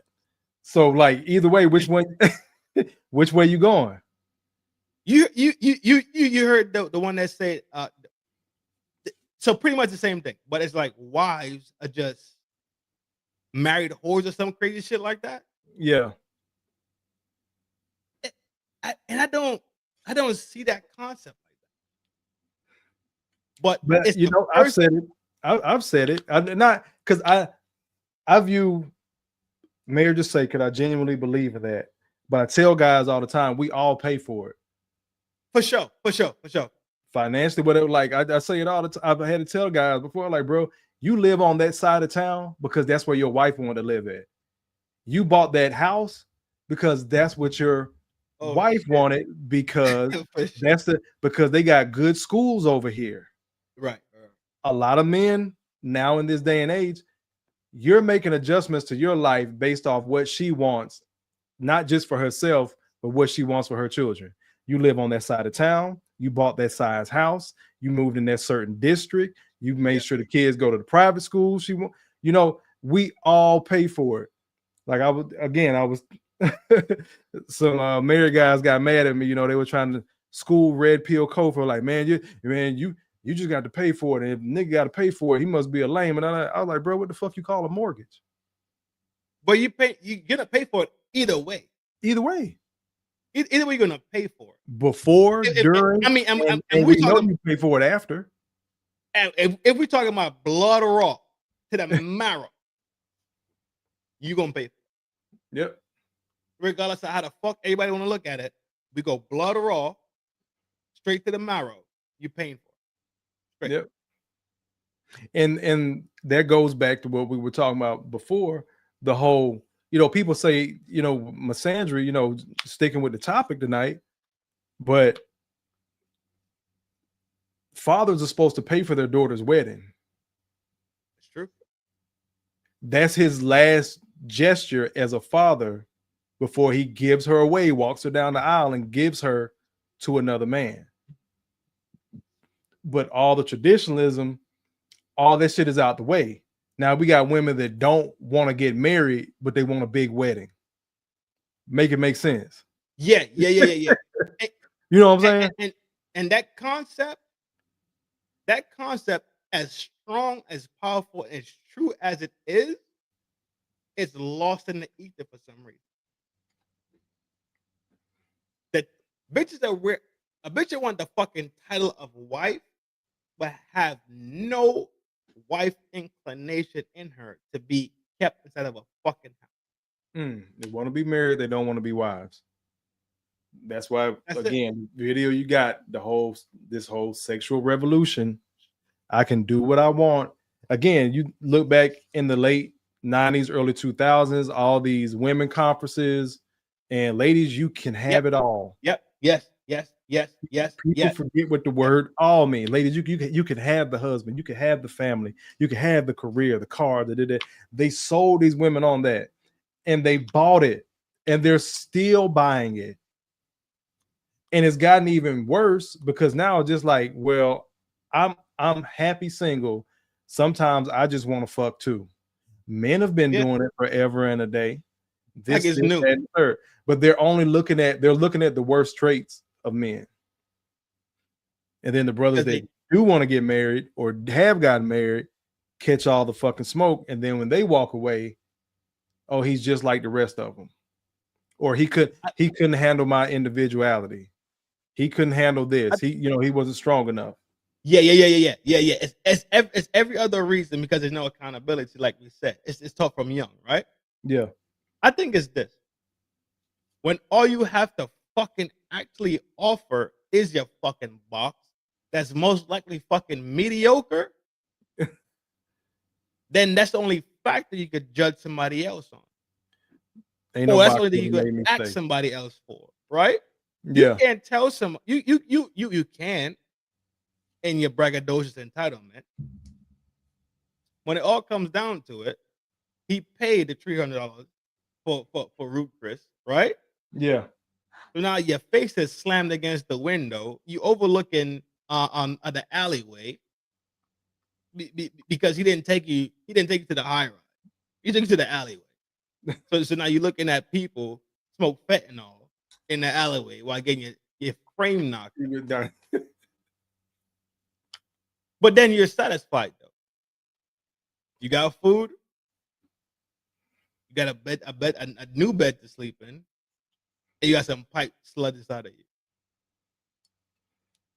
But that is supposed to be okay, and that's supposed to be the height of who the fuck you are. That's why I keep saying, bro. I don't use the word woman lightly. When I say woman, I mean woman. Yeah. I categorize them woman, bitch, and fucking cunt. That's my three categories. Yeah. A cunt you cannot fucking save. A cunt you can't save, don't even try.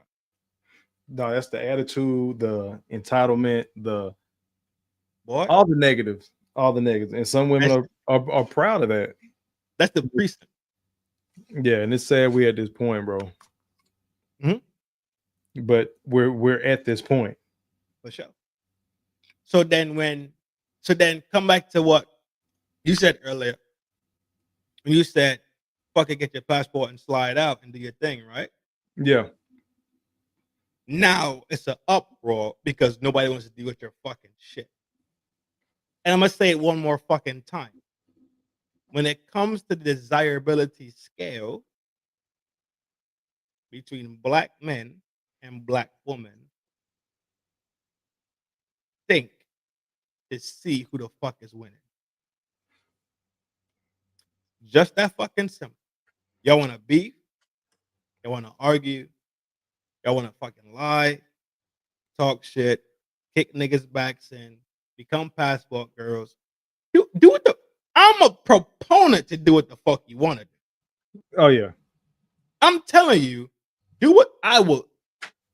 Dog, if you tell me to light the wick to your rocket because you think you can fly to the moon, I'm gonna light the wick to it. I'm gonna light that fucking wick and let it be what it is. But don't expect me to deal with the consequence of your fucking action. Exactly. Don't expect me to put on myself like. Don't expect me to Game of Thrones and get on my horse, my valiant horse, and ride into battle like Braveheart. Not happening. No. Not happening, G. But now when they look at the scale, now the reality is gonna set it. Black men still have a high level of desirability in the fucking market. Oh, globally. We do. And then it's a lot of brothers Globally. in the manosphere space. All the guys that say they don't want, it's a lot of guys that are now getting this mentality. I'm telling you, it's a lot of brothers, you know, call them plantation bros. They're gonna stay here. They don't want to go nowhere. They man, I got that in Atlanta, man. I got that in Memphis. I got that in Houston. I can this, that, and the third. Shit, I want to fuck with a land chair. I just take my ass to Miami. They're not gonna leave. Anybody with an earshot of my voice and brothers out there not gonna leave. Good for them. Then you have brothers who just don't know any better. These concepts are new to them in this 5-year span, and everybody's saying these conversations are taking over and take everybody microphones, and I hate they started podcasts. Oh my God, all that stuff. These conversations are still new. I'm meeting brothers every other day, whether it's online, you know, in the class I'm taking, and they're scratching their head like, almost like, damn, I can do this. I'm allowed to leave. Black women are going to allow me to leave. Black people are going to allow me to leave. It's doing something for themselves is so fucking far-fetched. And this brings the conversation back full circle. The girls are told they can do whatever they want. The boys are told, this is how you be a man. Don't deviate. Make sure she's happy. Happy wife, happy life. Take care of your family. There you go. At the same time, women are told, well, she did her part. She's a mother. She's doing the best she can. We don't care about struggling. This is why we have these, you know, Messi been killing their ass with the EBT and the SNAP and the evictions and, you know, all that stuff. They talk this shit at the dinner table. They talk this shit online, and then things go left and they look for somebody to save them. And more men are really getting this concept. Oh shit, I don't have to be a white knight. I'm gonna say this the way that I've said it before. I'm never gonna mistreat you. Bitch, you need to understand, I don't have to treat you at all. I don't have to have anything to do with you.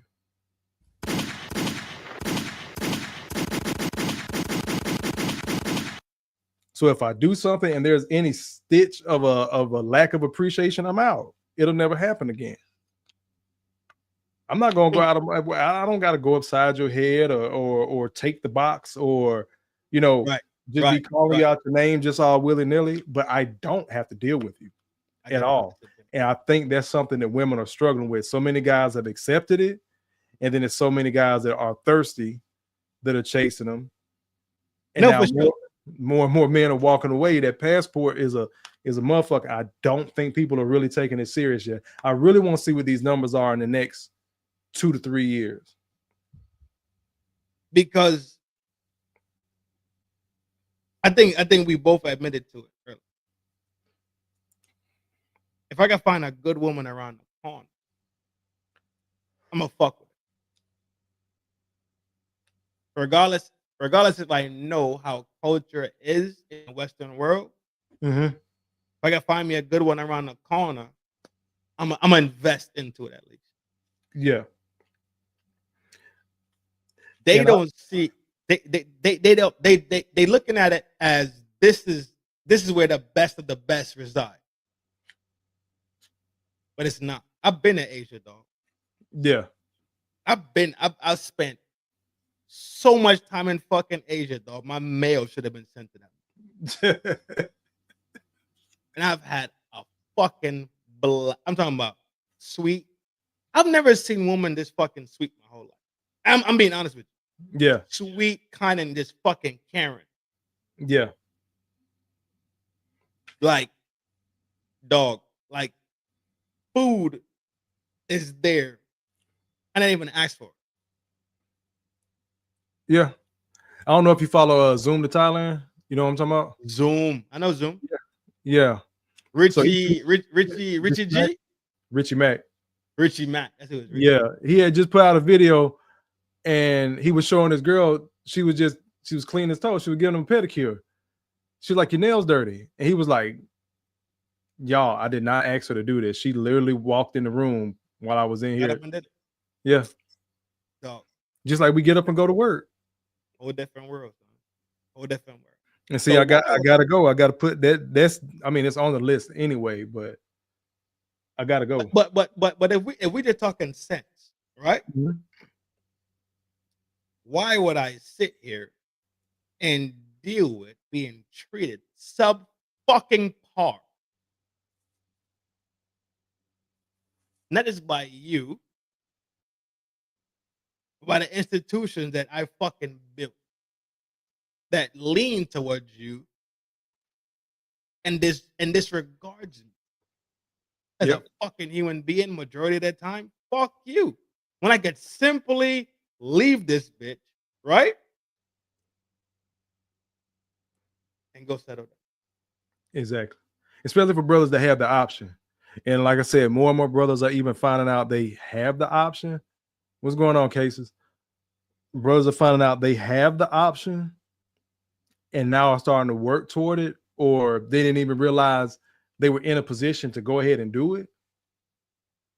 Again, I've talked to brothers in that space, and they like, I didn't even think about it until I saw this YouTube video, and I was asking, what you think about that? We just have genuine conversation. They're like, yeah. Next time I see him, bro, I just got back from DR.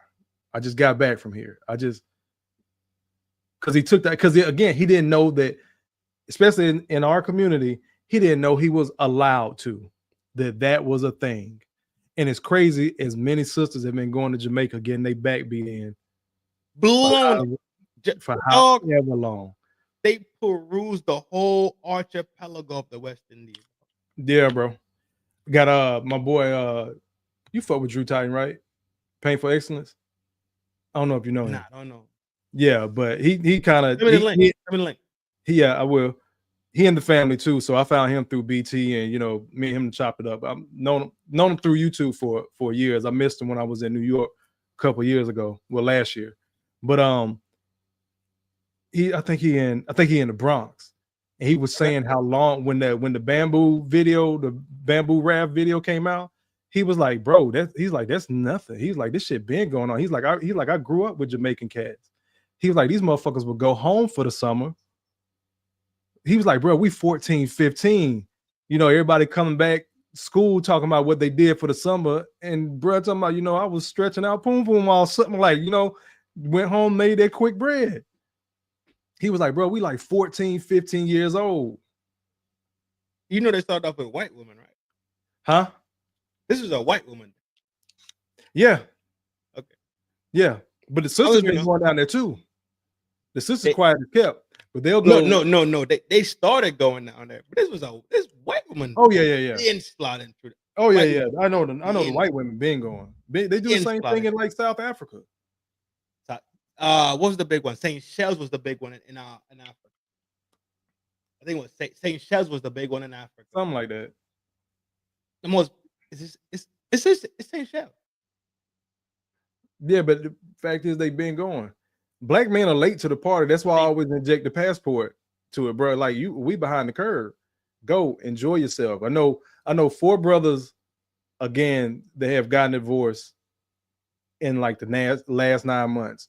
All of them were married well over 10 years. All of them had children in the marriage. Yeah. Good brothers. Like the type of brothers that was on the Will Smith look at my wife shit that when he had his hands out. Look at like on that type of shit. So I doubt at any moment in time them brothers was unfaithful to them women. All of them are divorced now. Gotcha. So I try to tell them, bro, get the passport before you get back in another relationship in the States. Before you get the passport, because these conversations, I know this sounds like British television, the scene you got on right now, but it's the same Western mind state. Even though Europe is in the East, it's still a Western mind state. The Western fucking mind. These women are going to do what they're going to do. They're going to go explore. And I've known too many brothers that leave a divorce or marriage, get right back in a marriage. Get divorced, leave a relationship, and either turn right back around and get married or go right back to a relationship. Because a lot of brothers, that's where we got to get our shit together. A lot of men don't know themselves, so they don't like themselves. They don't like themselves, but they don't spend enough time with themselves. They was never grown in a certain tundra, bro. No, it goes into what you talked to earlier about go get married. Well, you go to school. Yeah. Get the job. You know, these steps are, that's why I always use it as what I use to frame the checklist. Okay, I check that block. Okay, now I check this block. And then, you know, now go get married, have kids, start a family. Oh, it didn't work out. Well, you're not the first. You're not going to be the last. Figure it out. They hate the idea that brothers are actually like, you know what? I'm just opting out. Yeah. For sure. It's this thing, bro. It's this thing. Black women really do feel like black men belong to them. Right? Yeah. But black men don't feel like black women belong to them. We're not supposed to say that. That's archaic. That's misogynistic. I don't belong to anybody. You can't say that. That's abusive. That's why black men. When the whole world functions in tribal thought. Think about how tribal thought works. Tribal means environment. Yep. It means culture, heritage.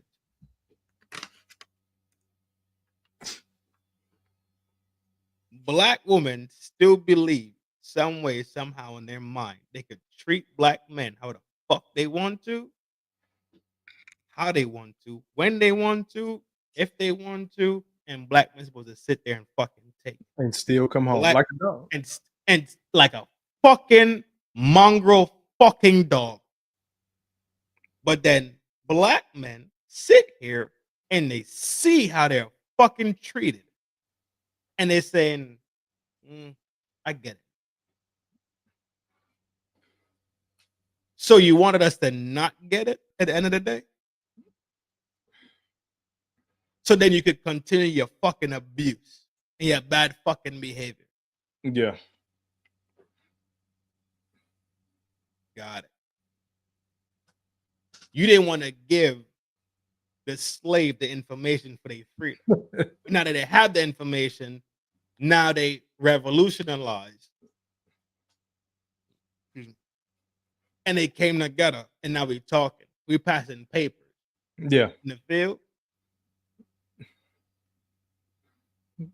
And now we sliding.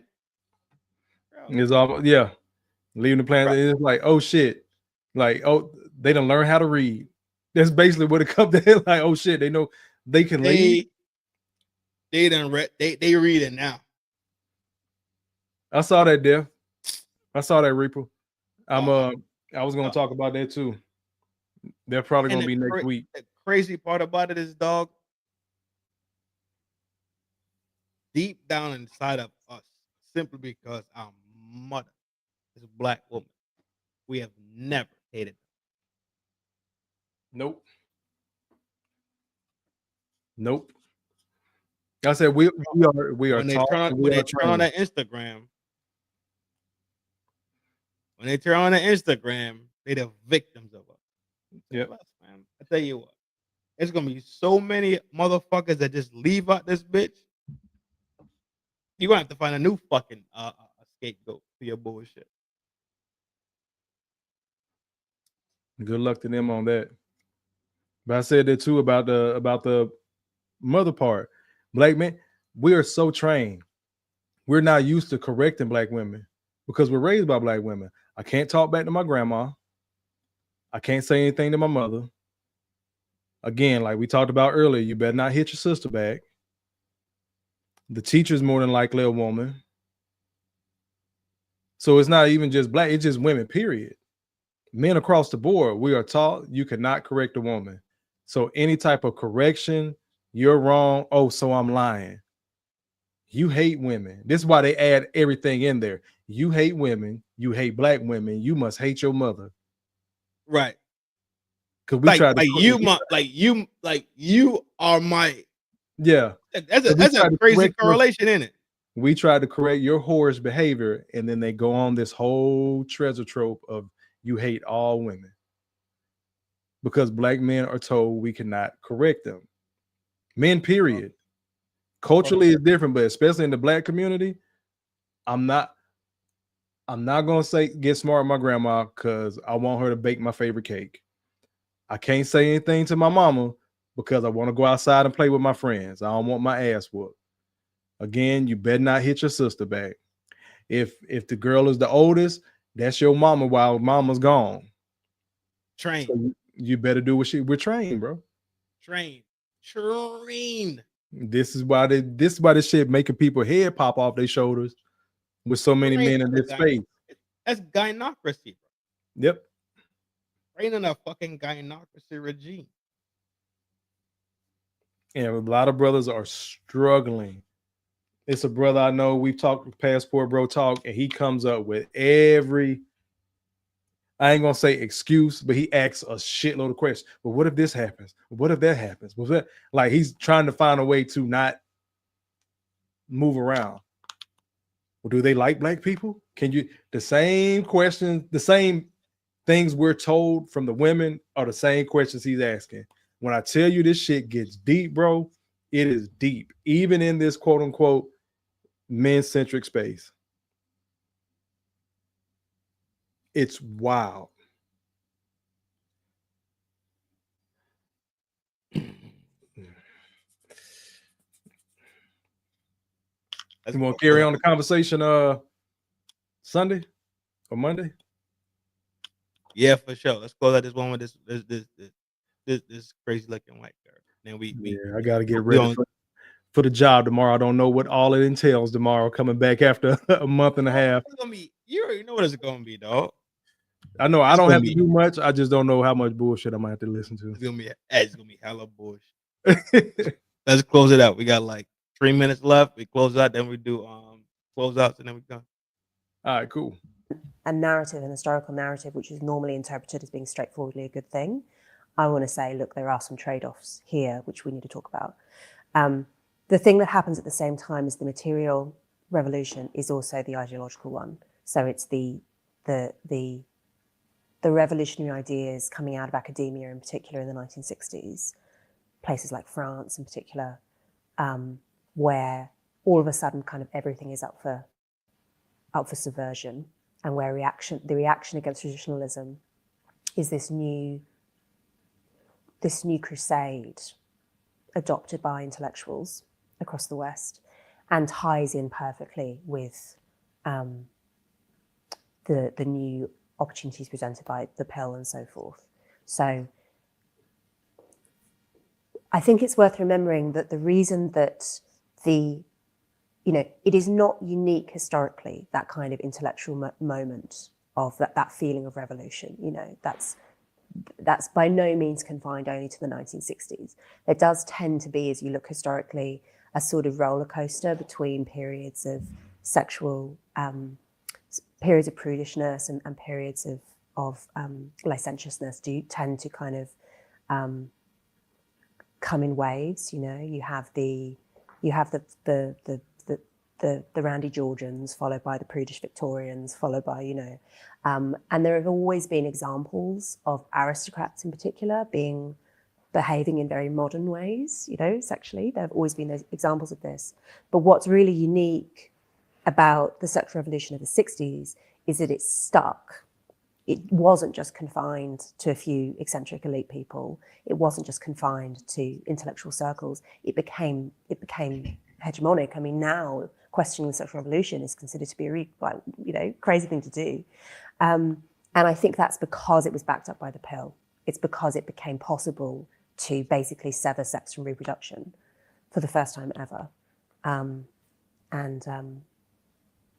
now it's, to even recall the fact that actually in most times and places, sex is probably the most consequential thing a woman can do in terms of the chance of pregnancy and the rest of her life.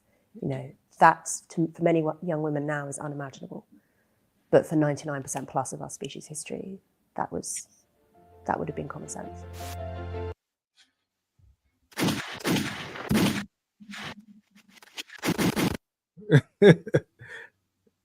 That was heavy. Simple as fuck, though, ain't it? And it's simple and heavy, bro. Simple and profound. Simple as fuck. This is another video I'm gonna keep. This is another one I'm gonna keep inside the vault, bro, simply because of the potency. You dig it? Yeah, the way she landed that. This is the first time in our history you can detach sex from pregnancy. So that opens up the gate to secrecy and being fucking forced. What do we say at the beginning of the show? I can do whatever I want. Well, I do whatever I want. Whatever. Not only that, there's no repercussions, bro. Exactly. You realize now we see more females actually reaping the fucking consequences. They don't see it though, because those numbers are wrong. If you're talking STIs, STDs, reproductive issues, because they never want to talk about that after they had a AB. They never want to talk about not being able to carry a full-term pregnancy ever again. That's a real. The chemicals they put in their body, from the birth controls, the Plan Bs, and everybody doesn't have the same reaction, but it's enough women out here, i.e. take a Kendra G. She had her AB back in college, whatever she talked about or whatever. But as women that are listening to her, because she has such a big platform, they don't think it's an issue.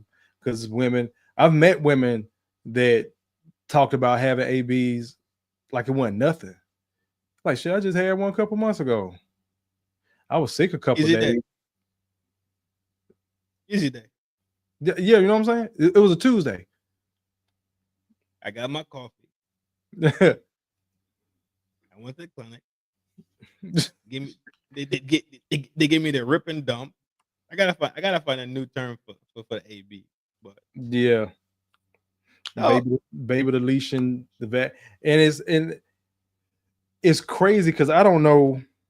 Might need to do a live on that, because people just say it like it's a thing. Like you do realize they chop the baby up inside you, and like they're using a vacuum with blades. Dog. Like, this is insanity. Like, people will always go to physically abusive men, a rapist, but they never talk about the evil mind state that some of these women are in. And I try not to diminish grape, but you lived, you survived, you can go get some heavy mental help and get past that. We never talk about the guys that are deleted behind a woman's word, the guys whose lives are graped away through the legal system behind a lie.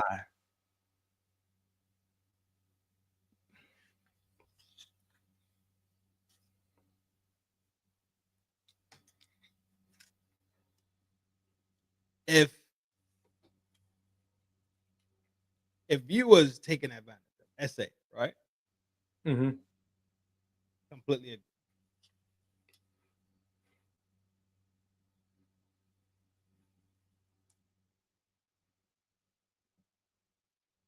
If you had a mistake, fair enough. I get it. But this can't be a primary source of BC. Yeah. It's a thing that exists. Got it. The Plan B, yeah, all them shits, bro. Reaper, all them shit. And Reaper's into medicine. He's in a medical field. So yeah, Okay. 3 stars in the medical field. So for sure. Yeah.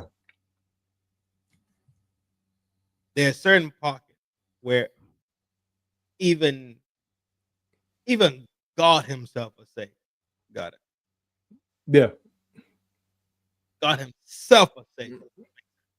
I see what type of time you on. You don't want to have no babies? Cool. I got you. You was SA'd.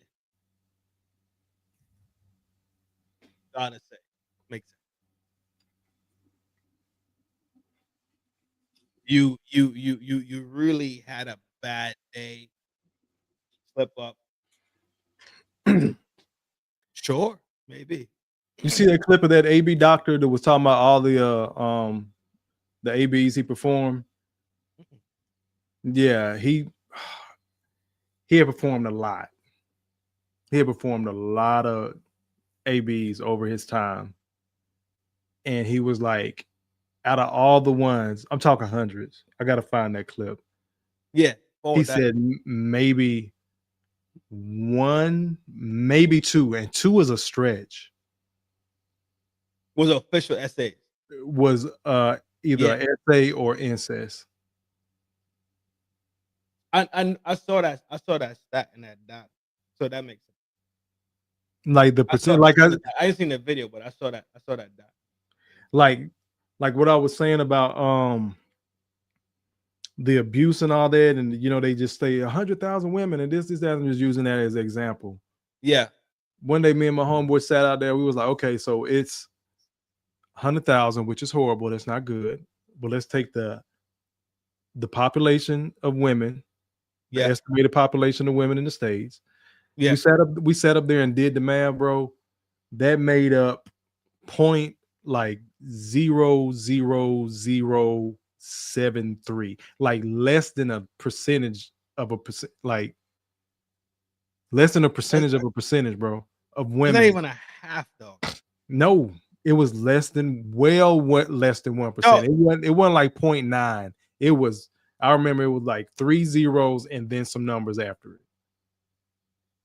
of the total women in the United States.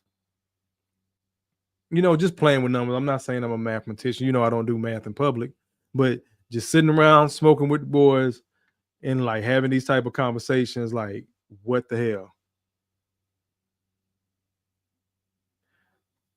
Peace, brother Mike. Love. What up, G?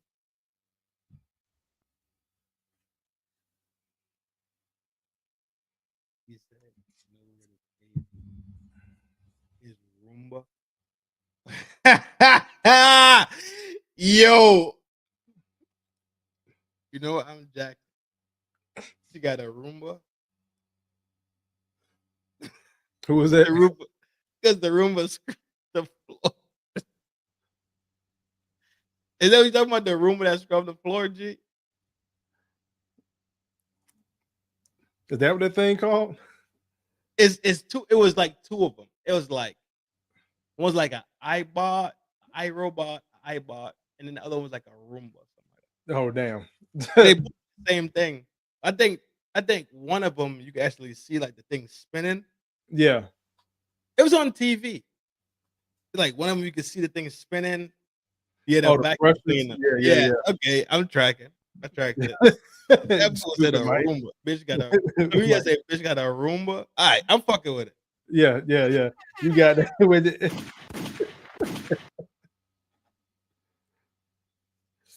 But it's horrible, bro. Bitch got a Roomba. But yeah, G, it's and the crazy part about it is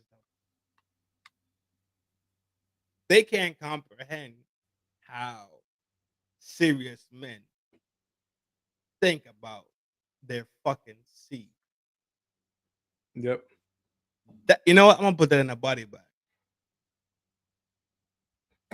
That's something we're gonna smoke out because you got one of the wildest stories I've heard ever. With my son? Yeah. Yeah. That was wild.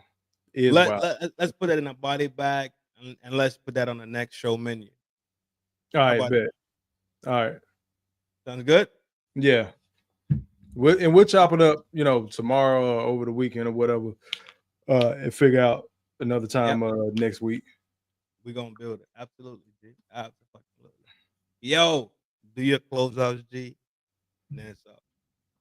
Peace. Kofa, Grow Talk Entertainment.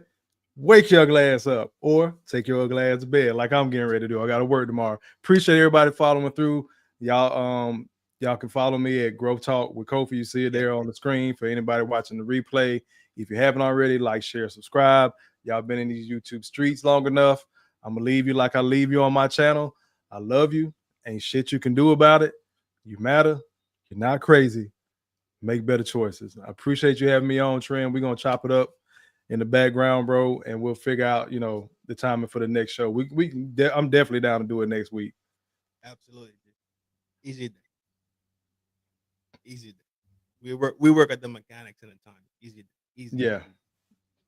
Day. This shit was so fluid, dog. Yeah, we were just up When there chopping. I ain't have a cigar in my hand. Yeah, I clocked it at one time, and then I'm looking at the 250. You feel me? Yeah, yeah. So this shit is gonna be a thing. You smell me? I like. I'm down. We found something. Yeah. Yeah, I'm down, bro. I'm down. Go back and watch that Game of Thrones, dog. Go back on the game, bro. Go ahead and watch it. Watch the first couple episodes. You be like, damn. So whose son is that? Like, I'm on that shit now. I'm on that shit. I was so fucked up. I thought Buddy was Buddy's son and all this other shit. You like, no, that's not his son. That dude's a fucking bastard. I'm like, fuck. The only bastard I was counting for was Buddy that went to the wall. Iceland, the wall. That's the only one I was counting for. So I'm gonna give you this spoiler. You said you're gonna watch it anyway. I'm still watching. It doesn't bother me. So he's considered to be Ned's bastard, right? Yeah. That's actually his nephew. If they get into it more in season 2 and they really hash it out in further seasons, I want to say like maybe 4 or 5. They drop Easter eggs all throughout, but nobody really knows the truth about him except for, well, Ned knew. Ned lied. He knew that wasn't his son. He knew that was his nephew. From his brother or his sister? His sister. He had a sister. But his homeboy, the king that died in the war they were fighting, that died afterward, his sister got kidnapped during that war. But the people that they were at war with, she fell in love with one of the guys on the other side. They got married secretly. His homeboy that was the king, him and the sister were supposed to get married. They were in love, but she fell in love with the other dude on the other side. They got married secretly. That's how she got pregnant. But when they were gone from war for so long, she died in childbirth and was like, promise me you'll take care of him. And that's when he came back from when the war was over, and he just lied to his wife and was like, because he didn't want nobody to know that he had the other side's blood, like goes back to what we were talking about, the blood. He didn't want them to know that he was actually this other guy's child, because they would have offed him, because that's the war you just came back from. What you bringing this man baby back for? So he lied and was like, it was a drunken night, we had some downtime. I was at a brothel. Sorry, but I had to bring my son back. So he grew up the whole time thinking he was his son. But it's actually that was actually his uncle. The more you keep telling me this shit, is the more I think I have to watch it to completely put my theory out there. Yeah. But you are making this shit more solidified. Like, for real. So that's how they ended up winning the war. The dude that she secretly married behind his homeboy's back, his homeboy ended up killing that dude that was on the other side. Right. They were fighting with. So he kills that motherfucker. The girl dies in childbirth. So now the baby ain't got nobody but Ned.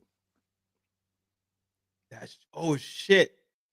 So because that was his homeboy, like even the king was like, he told you, like, man, promise me you ain't gonna say shit. No, that's not what happened. He told him that was his son too. So he lied to his homeboy too. Because he knew he would have killed him. Yeah, because Ned was holding his sister down. Yeah. She promised, she was like, take care of him, don't let anything happen to him. Yeah. So he lied to everybody. He lied to his homeboy. You know, he just came back with a baby. And he told his homeboy. I'm definitely about to watch this shit. Yeah, you got to watch that shit. They get into it. There's bits and pieces here and there. It's long, like stretches in between. And then it's like, boom. And even him, he's finding out like, my whole life is a lie. Like, you know what I'm saying? Oh, so he's there and he's just figuring it out the whole time. Yeah, like more and more people are giving him like little bits and pieces too. So while he's in the wall, he doesn't know. He really thinks he's Ned's bastard because he doesn't have his last name. But he leaves the wall, right? Yeah. Yeah. He ends up leaving the wall, but he doesn't going up there and then having like a beef. Yeah. And then him saying he wants to leave. He ends up leaving, but he also ends up coming back. Yeah, he ends up coming back because his brother's at war. So he's coming back to help his brother. Yo, though, it's okay, like I gotta go. Yeah, okay. All right. From season 1 when he gets to the wall to like season 4 is the time that he gets back and finds out all the fucked up shit that's been going on. Because you know he ain't supposed to have no contact with nobody while they're at the wall. That's like their prison sentence. They send the rapists there, they send thieves there, they send, you know, they give guys the option whether we hang you or we send you to the wall to defend the wall. So it's almost like a prison. I thought he volunteered to go to the wall. He did, but okay. Yeah. Men could go there too. Like, I ain't got no family, I ain't got shit going on. Fuck it, I'll go be part of the, because it's still seen as, okay, you just fucked up guy, but now you go to the wall, you're a member of the Night's Watch, so you have some respect as a man. You become your warrior status. Yeah, exactly. You become a warrior. Okay. Yeah, okay. so between season 1, you're protecting the realm.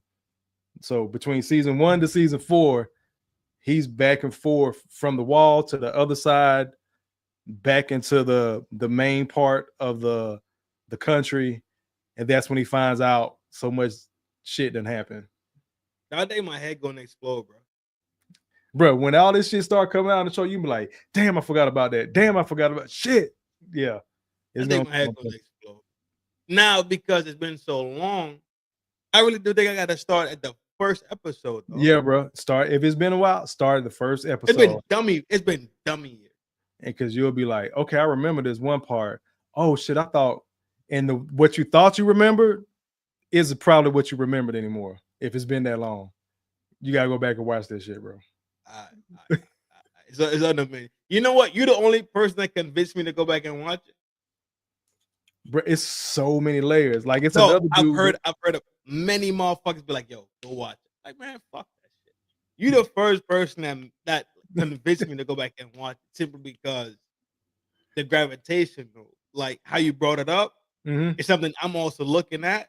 It's something I saw, but I didn't have no grounding to it. But you making it, you be putting the pieces together, and I think by the time I watch it, I'll be able to put the whole ideology together, and I'll be able to shoot the podcast. Because there's so many different characters. The world is so big. It's so all the houses have their way of doing things, but everybody, that's why it's called Game of Thrones. Everybody fighting for that one throne, and it's so secretive. And some people are out in the open with it, and you know, boom, that's it. All right, I'm watching it. That was it.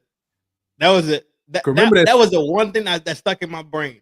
Somebody's fighting for the monster control of something. Yeah, it's the king of the 7 kingdoms. So you got all these lords, and they're lords. They're not kings. They just run their shit how they run their shit in their area. But the main part, that Iron Throne, that's the king of the kings. That's the motherfucker. One who runs okay. Everybody got it. They're the king of the 7 kingdoms. Everybody got to buy they need in it.